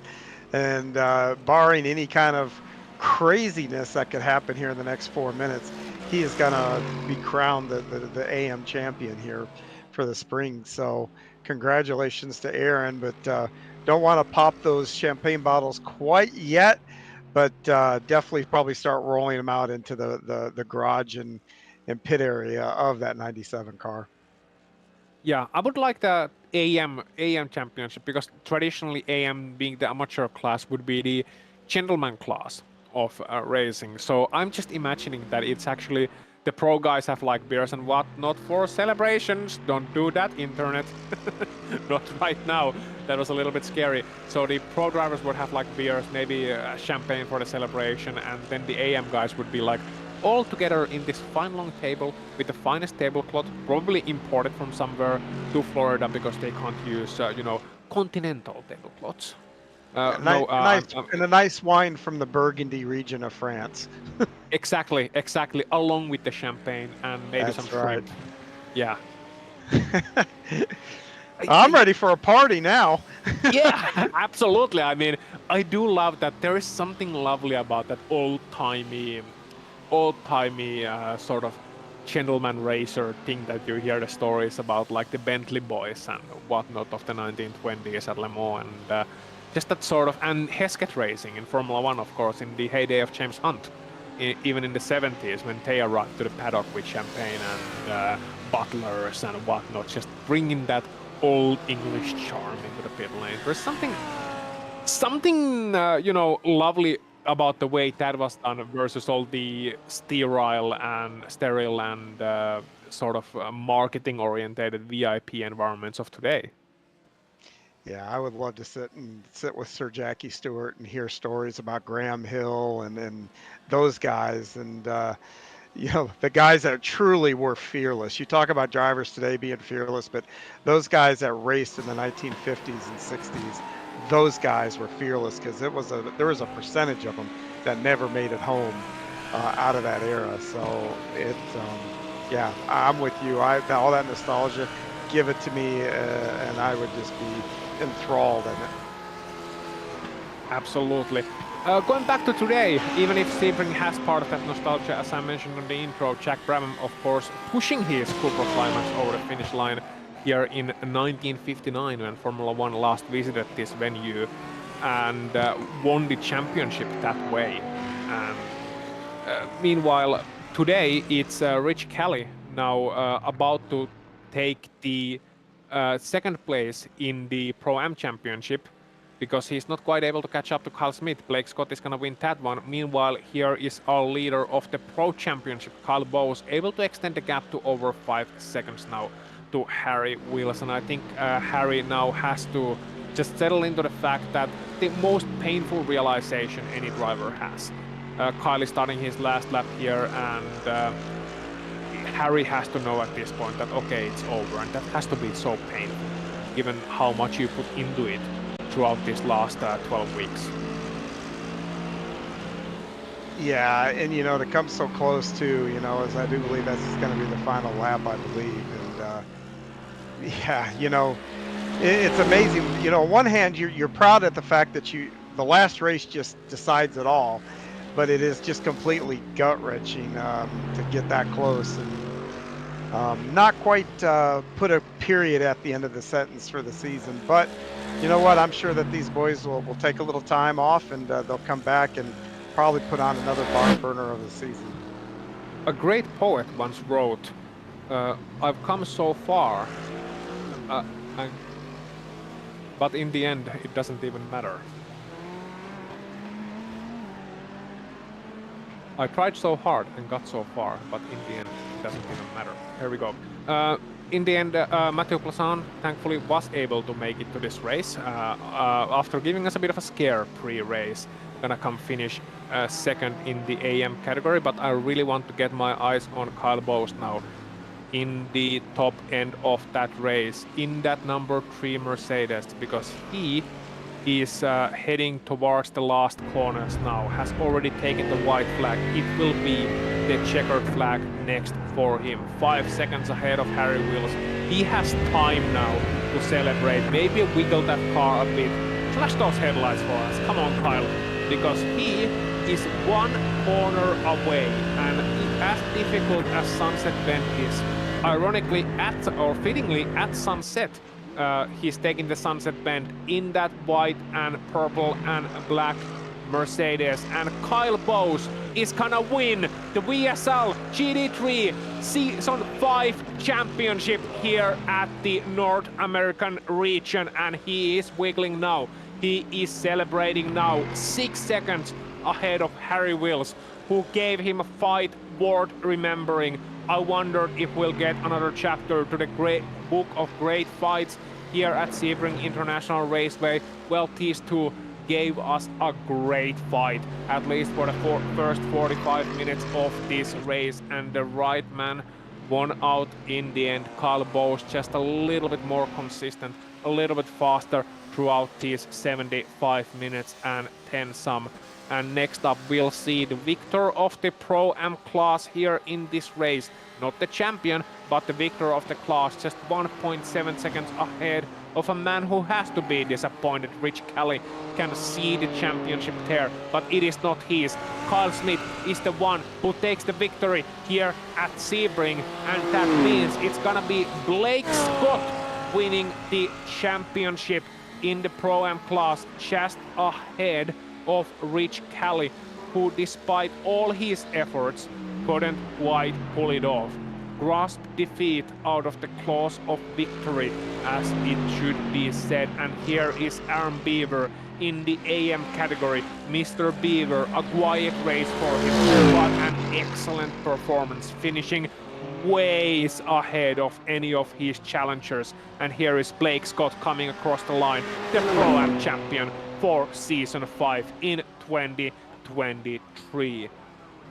12 weeks of hard racing, of great battles, of trials and tribulations, of victories, of defeats, and finally of champions now, John. What a season we had. What a season, and what a finale for the season too. It's been a long and winding road. It spanned several continents in the process, but man, oh man, oh man, what a great finish to the season. It was, and here are your final results for the Pro class in VSL GT3 Season 5, or WSL, whichever way you want to say it, brought to you by IMB Racewear. Kyle Bowes winning this race 6.3 seconds ahead of Harry Wills, a fight that will go down in memory. A more quiet race for Kai Dalzell, who finished in 3rd place, just ahead of Jeremy Littleton in 4th. Equally out of focus, but that just means they had a good race here today and a result they can surely be proud of. Chris Long ending up winning that 3-way battle ahead of Chase Wilson and Dean Timms in that 46 Prestenda Nomad machine. Ethan Bass rounding out the 8-driver grid for the Pro category. Before we move on to the Pro-Ams, Kyle Smith, your winner of this final race, 1.7 seconds ahead of Rich Kelly, who looked to be the champion for just about 65 minutes of this 75-minute race, before Blake Scott at the dying moments, due to a mistake by Mark Scott and due to being able to overtake Justin Listo on track, was able to crown himself the Season 5 GT3 champion. And then we'll look at the AM class for the final race, and here it is Aaron Beaver in that 97 car, taking the win, taking the championship, taking it in style here at Sebring, ahead of Matthew Plaisance. John Casey and Greg Brockway round out our 4-driver grid in this final race. And already we do have some drivers there waiting for the interview, and first of them, well, would it be right, or wouldn't it be wrong to have anyone else here but Kyle Bowes winning the championship WSL Season 5 GT3 here in US? But boy, did it not come easy for you. Tell us about your race. No, yeah, it was me and Harry were pretty much neck and neck for most of the race there, and honestly, it came down to I think right down to a strategy call where I knew most people weren't going to be taking tires, but I figured I could get just a little bit more if I just took tires. If I just took the tires and I could hold Harry off long enough while the car is just abysmal and he's got all the grip, at some point I would have the grip advantage because his tires would get old, and then after that it was a matter of just trying to save enough fuel to jump him in the second pit stop, and I was able to pull enough gap, and that's probably the hardest race this whole season. It's been a tough season, going from I think middle of the somewhere around P5 ish in the championship, and then really just kind of got my stuff squared away, and it's been an awesome run. Ecstatic, really. Yeah, absolutely. And you have every reason to be happy. That was a great performance, a great race. Great 45, 50 minutes of battling before you took it away from us by running away from Harry. How dare you? But honestly, Kyle, how was Sebring out here today? We know it's a difficult track, and how did you feel driving here today? At first I was a little nervous. I wasn't sure how I was going to perform. The Merc is always a bit of a beast to drive, and here you're just kind of a drift machine. Especially in sunrise and sunset, you are just you're sliding all over the place, and it's fast. Well, it's just a matter of managing that. The TC is always screaming at you here, so yeah, it was a bit of a bear to drive, but once those tires really that second coming, how do I want to put it, after the stop going into the second stint, those tires were really coming into their own, and I had a lot of confidence toward the end. So it's a great track. It's a tough track. Just happy. Just glad glad the track's done. Yeah, I'm sure you had a wordless conversation, so to speak, with Harry Wills, the way racing drivers talk to each other by their actions and by their moves throughout the race. But if you had one thing to say to Harry Wills right now after that race and after the season, what would it be? You'll get him one day. That's fair enough. Kyle Bowes, anyone you would like to thank to after this championship victory? Yeah, I'd like to thank all my buddies that were in the stream today watching, my mom and dad who are watching, everyone at Solaritas Sim Racing for backing me up this season, and IMB for helping sponsor our ride this season as well. So that's what I got. Yeah, that's what you got. And everybody saw what you got today in terms of driving. Congratulations. Your World Series League's Season 5 GT3 champion, Kyle Bowes, everybody. Thank you, guys. So that's Kyle, and next up talking to John will be our Pro-Am champion. Yeah, Blake, this is John. You got a copy? Hey, John. Yes, I do. Well, I'm going to tell you, you had an eventful race here, and walk me through this and tell me how you were able to persevere and get back on the podium. Man, I couldn't even tell you. I made a bonehead mistake. I went into the wall coming out of Sunset, coming onto the front straightaway, and bent my steering. My steering wheel was at a 45-degree angle for a few laps until I spun it. Tried to pit early and get as many repairs done as I could, which set me back about 30 seconds. But yeah, somehow I think Justin made a mistake, spun, and I was able to get on his tail and made the pass on him. Unfortunately, my dad disconnected. I guess he lost game sound and disconnected going into turn one. So I guess I got a little lucky there, but all in all, it was a fight to the end. I was sweating there for a bit. Well, I'm going to tell you, it kept us on the edge of our seats, and the whole race did, and the whole season. As you reflect on the season in your championship, what do you think? What do you think of your season? I mean, obviously, you're probably ecstatic about winning it all, but looking back at it, where was your high point? Oh, my high point. I mean, looking back on the season, I had a blast. This is such a fun season or series that Harry puts on, and awesome to look back on it with you guys. High point. Oh man, I guess I would say this last round coming out on top.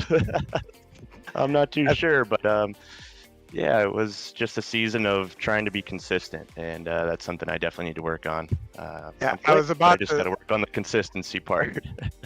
I was about to ask, where did your season turn? That would probably been a little bit better. Where did you think it turned where you're like, okay, the championship is mine to lose? That was probably the right question to ask there. Right. Yeah, I think it was Monza when I crashed out and zeroed in both of those races, and I really thought to myself, oh man, like this is mine to lose. I need to, step up and be consistent and just put in more practice. I think that's really it. Just seat time, seat time, seat time, and I've been doing a lot of seat time practice with my dad and putting in the time. So it's definitely paid off. Unfortunately, still made a little mistake today, but was able to pull through. Well, congratulations again on your championship. Is there anybody out there you'd like to give a shout out to that helped you along the way? Yeah, huge thank you to the team, Aerokinetics. Super supportive, always helping us with setups, practice sessions, the best liveries out there. Just huge thank you to Daniel and the whole team. My dad, my driving partner, training partner, for always being there with me, making me better, and the grandparents watching at home.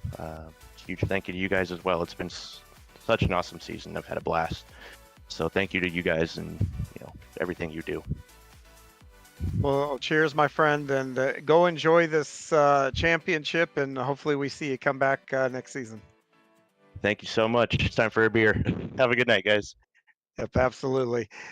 And that is your Pro-Am champion, Blake Scott, and I believe Aaron Beaver will be the next here that we're going to talk to. Yes, sir. Driver of number 97 and the AM category champion, Aaron Beaver. Aaron, were you bored out there today? I mean, that was crushing the opposition. No, I wasn't bored. I was honestly trying to catch any Pro-Ams that I could. That was my goal once I got a big lead. It was basically to finish as high overall as I could and as catch as many Pro-Ams. So I was more focused on that than what was happening behind me. Oh yeah, that's fair enough. Once you've beaten your position, I guess it's time to take the step up then. So Aaron, Sebring International Raceway, we talked to a couple of drivers here. They mentioned that the Merc was a bit of a beast around this track and the traction control was hitting all the time. Was it difficult out there? There were some corners, that were worse than others, but it was all about the throttle control. As long as I did what I needed to do on the throttle, then I had no problems. I think I had 0 incidents at the end of this race, and I didn't spin, or anything. So, I mean, that's good for me for a 75-minute race. So it was just understanding and, pushing the car as far as I could personally. No, absolutely, and you did a great job of it as well. It was enjoyable.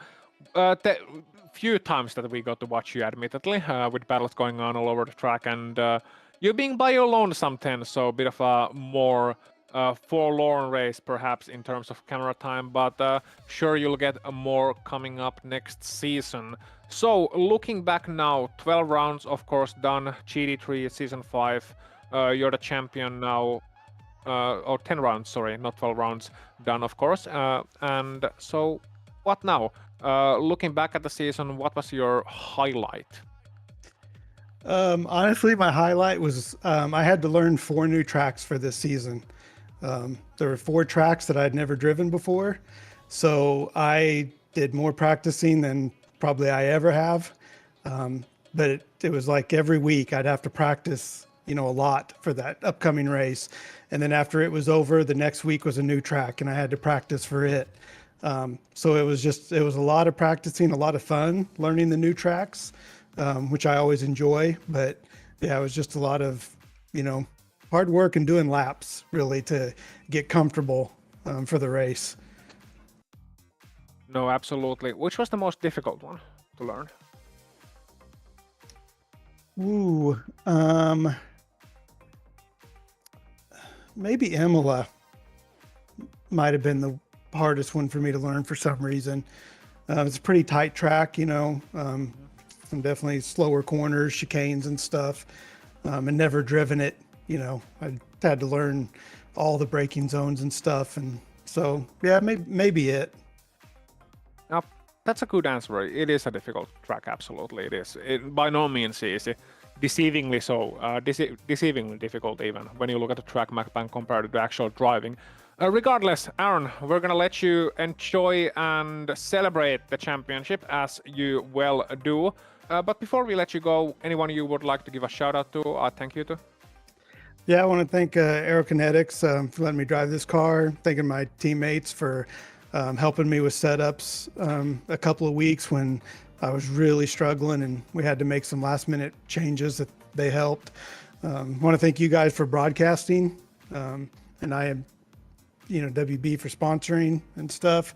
So yeah, I really enjoyed the broadcast because it's always nice to go back and watch the race and listen to the broadcast. It's, always enjoyable. So really appreciate you guys doing that.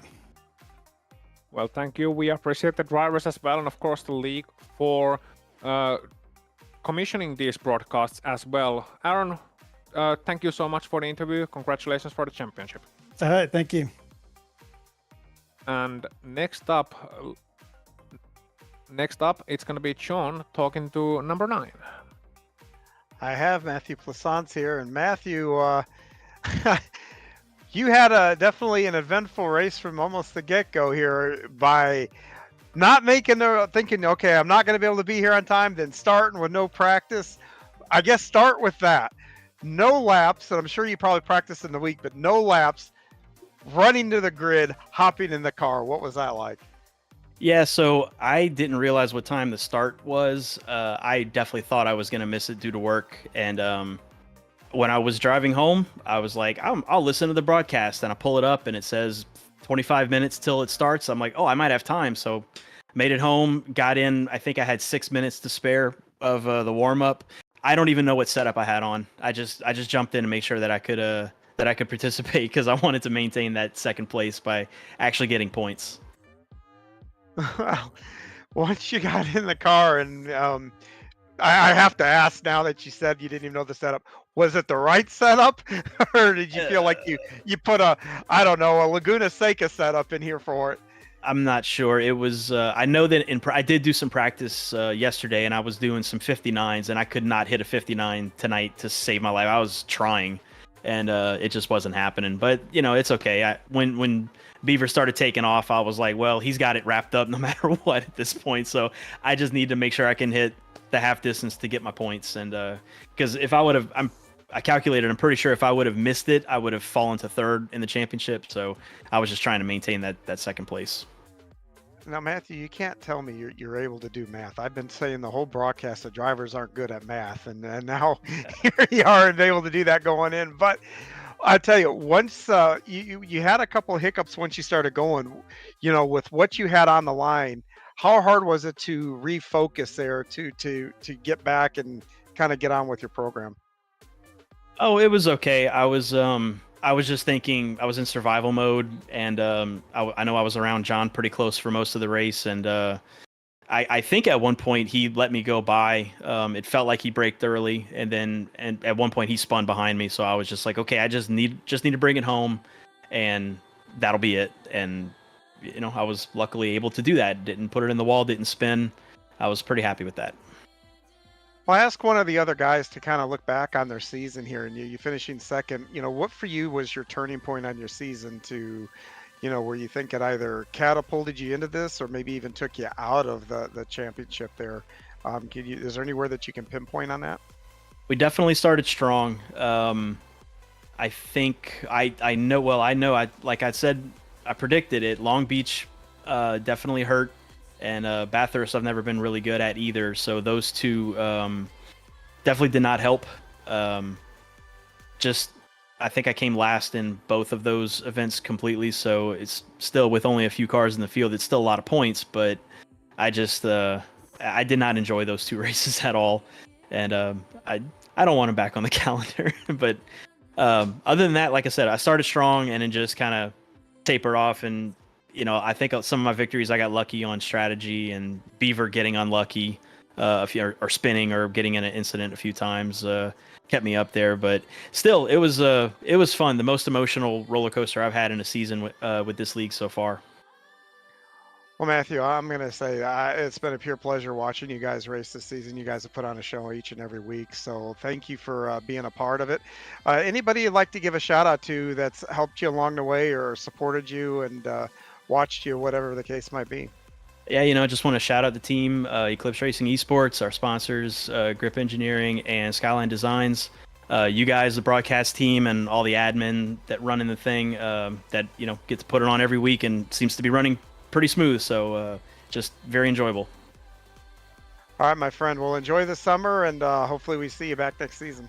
All right, y'all take care. Take care. And that's Matthew Plaisance, finishing second there and for his season, and it's been a good season for him. It has.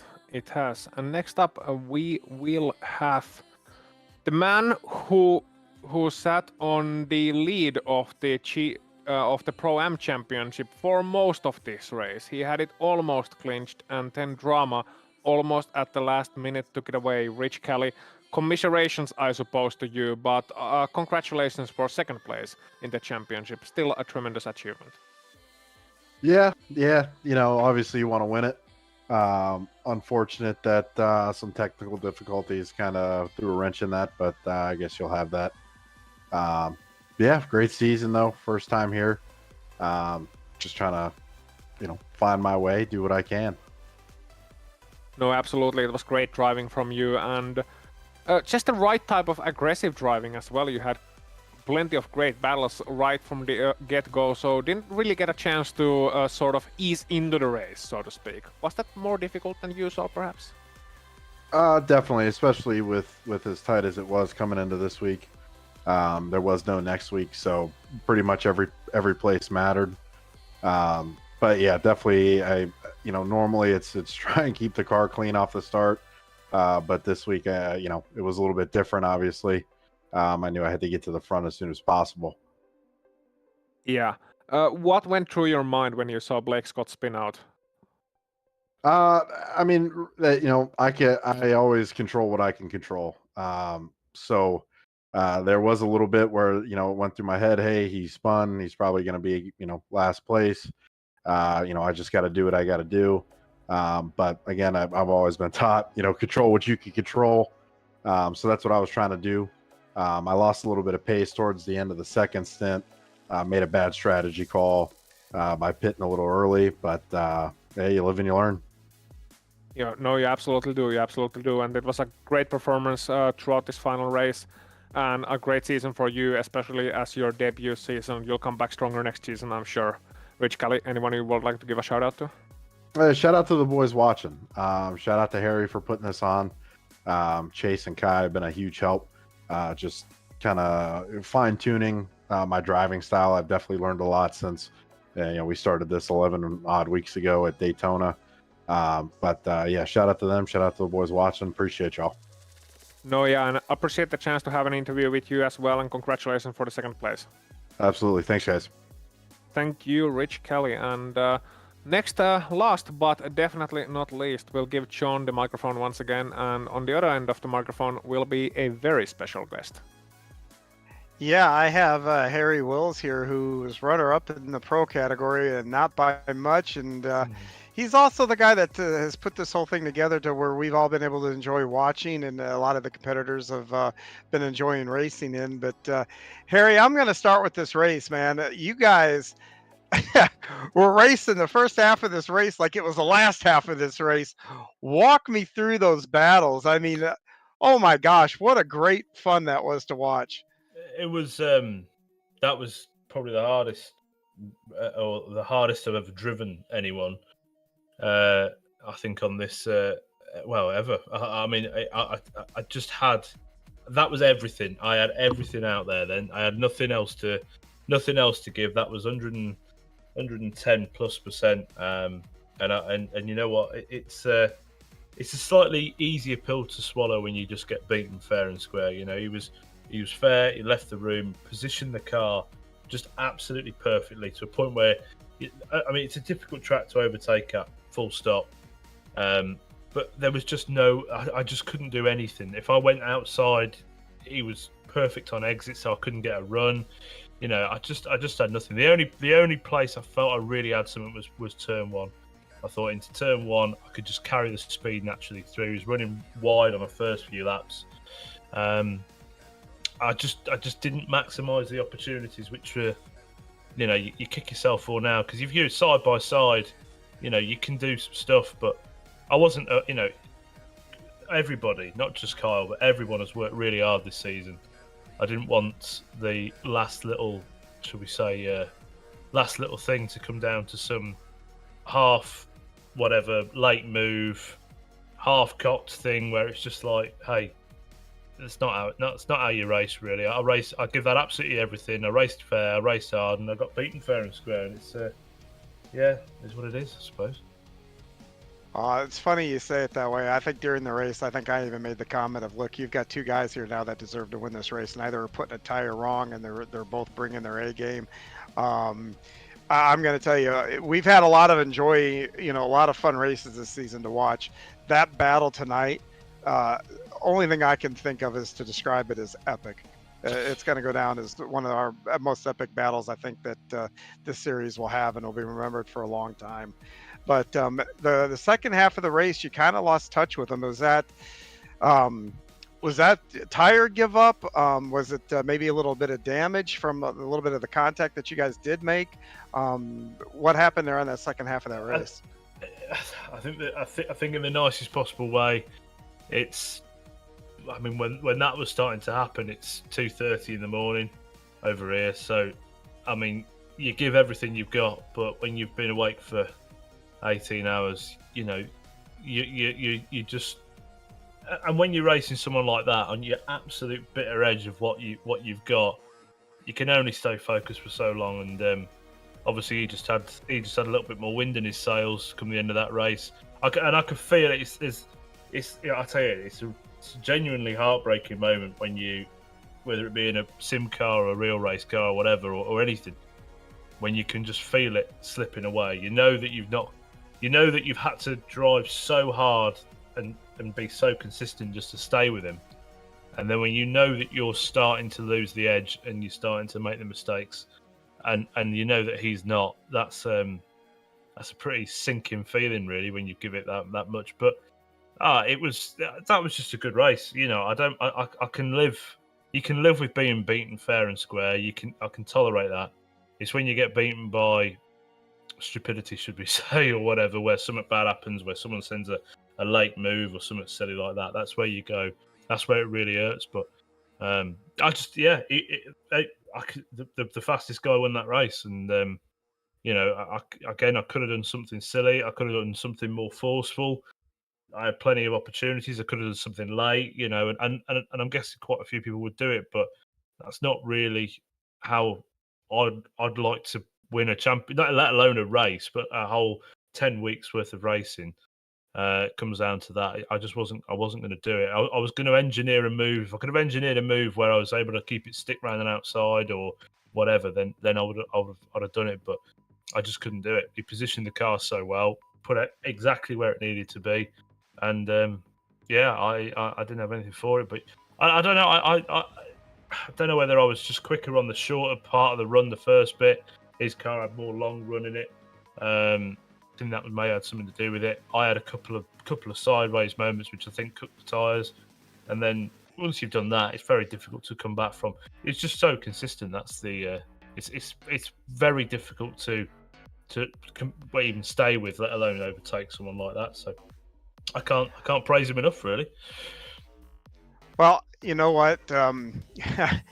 You like I said, you put on a heck of a show here, and then let's look forward a little bit here now. What's next for the WSL, and do you have anything planned? We absolutely do.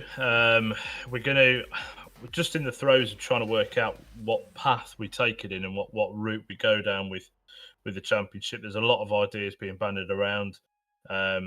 Whether we maybe manufacture it into maybe more of a team type thing where there's driver swaps, or whether we keep it as all American tracks. That's been banded around a bit. So there's a couple of different avenues we're thinking of taking the next series. Nothing's decided, nothing's set in stone, but it goes without saying that the guys that turn up for the last 10 weeks to come and race, they've done. And I appreciate the numbers haven't been as magnificent as we'd like, and there's been a bit of drop off for one reason or another, and we get it. I think it's life will unfortunately come in the way of sim racing sometimes, but the guys that have put on a real spectacle. To go into the last round of the championship with, I think, none of the actual points standings set in stone means that there's serious competition up and down the board, and they've done seriously well. And I think you guys have done a magnificent job as ever of putting on a show and capturing it, and both EU and US, and long may that relationship continue. So nothing set in stone as of yet, but keep your eyes peeled for that stuff. Well, what is next for you then here, real quick, at the end of this year? Are you going to take the summer off, or is there somewhere else you're going to run, or what you going to do? No, it's this is out of the way. We'll do a review of things tomorrow. We'll get the door closed on this season, get it finalised, get everyone sorted out with prizes and various things, and get everything up to date in that front. And then as soon as that's done, probably at the weekend, it'll be multi-pack of coffee.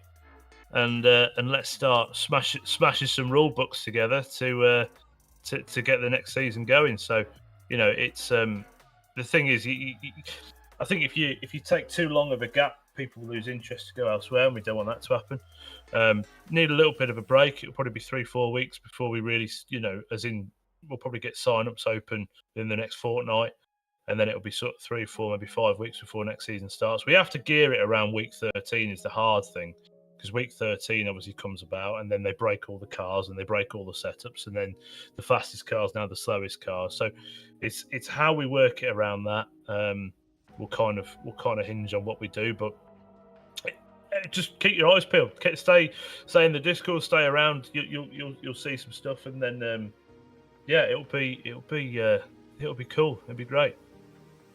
Well, Harry, this has been a successful season on so many levels here, and I'm going to step back here, give you the floor. And who would you like to give a shout out for those that have supported you and helped you along the way? It would be first off you guys, because you put on such a magnificent broadcast and a display. It's I can't thank you, yourself, Dan, Austin, whoever else has been a part of this, Rob, Austin, sorry. Whoever else has put the broadcast together, you guys do a really magnificent job, and I cannot thank you enough for the work you put in, as well as all the drivers that come out and race with us, everyone that supports WSL, my admin team, obviously Dean, Stuart, various other people, Taylor as well, that we have who make this season happen. But probably all above everything else, it's the drivers. Massive thank you to them for coming and racing. There's not a single driver out on that track I wouldn't like to carry forward into next season. I'd like to see some of the guys that have, obviously had real world things come into play, come back and come have a race with us again. And we'll take it into next season and really try and make something special moving forward. It's all there. Broadcast is there. We've just got to get something really eye candy catching for for next season. But yeah, it's been a real privilege to put it together, and it's been a real privilege to have people come and race at such a high level. So thank you very much. Well, thank you again, and thank you for having us on board. And we look forward to working with you again, hopefully. And go have a good holiday with some nice beverages along the way. You're not wrong. I was tempted to start one now, but at 3:30 in the morning, it's probably a little bit too. I don't know if it's late or early at that point. So I was half tempted to go to the fridge, but I thought, actually, you know what? No, it's probably best not to start. You start running into problems if you start doing that sort of stuff. So, but no, guys, thank you very much. Really appreciate it, and yeah, we'll be back with next season bigger than ever, and great for you guys to bring us the action as it happens again. So, thank you. Well, fantastic. Cheers, Harry, and you go get some sleep, my friend. Oh, you're not wrong. I'm looking forward to that. Cheers, guys. Thank you. Yep, that's Harry Wills, founder and the runner-up here in the Pro Division, and Austin, I think that's going to bring us an end to our night. Yes, I think it will, John. All good things must come to an end, and so will this race, and indeed this season. We heard from Harry Wills that we'll be back. It's going to be 3 or 4 weeks, depending on what happens. And we'll see then if it's going to be a team-based season, if it's going to be a more American-based season, who knows? We'll make sure to inform you as soon as that happens. But before we let you go, we must give a thank you to all our wonderful sponsors, of course. We've got IMB Racewear, we got everybody else. Go for the Gap, lots of guys that have helped us throughout the course of this season. Go check them out. You can find them on our social feeds, on our websites, and of course our community crew, which I was a part of for the second time and for the first time doing this thing called lead commentary. Won't be asked back, I'm sure of that.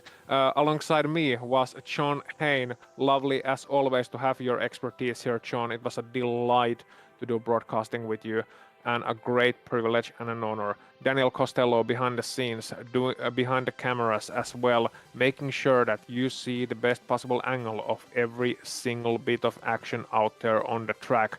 This was World Series Leagues, Season 5, North America. We'll be back next season.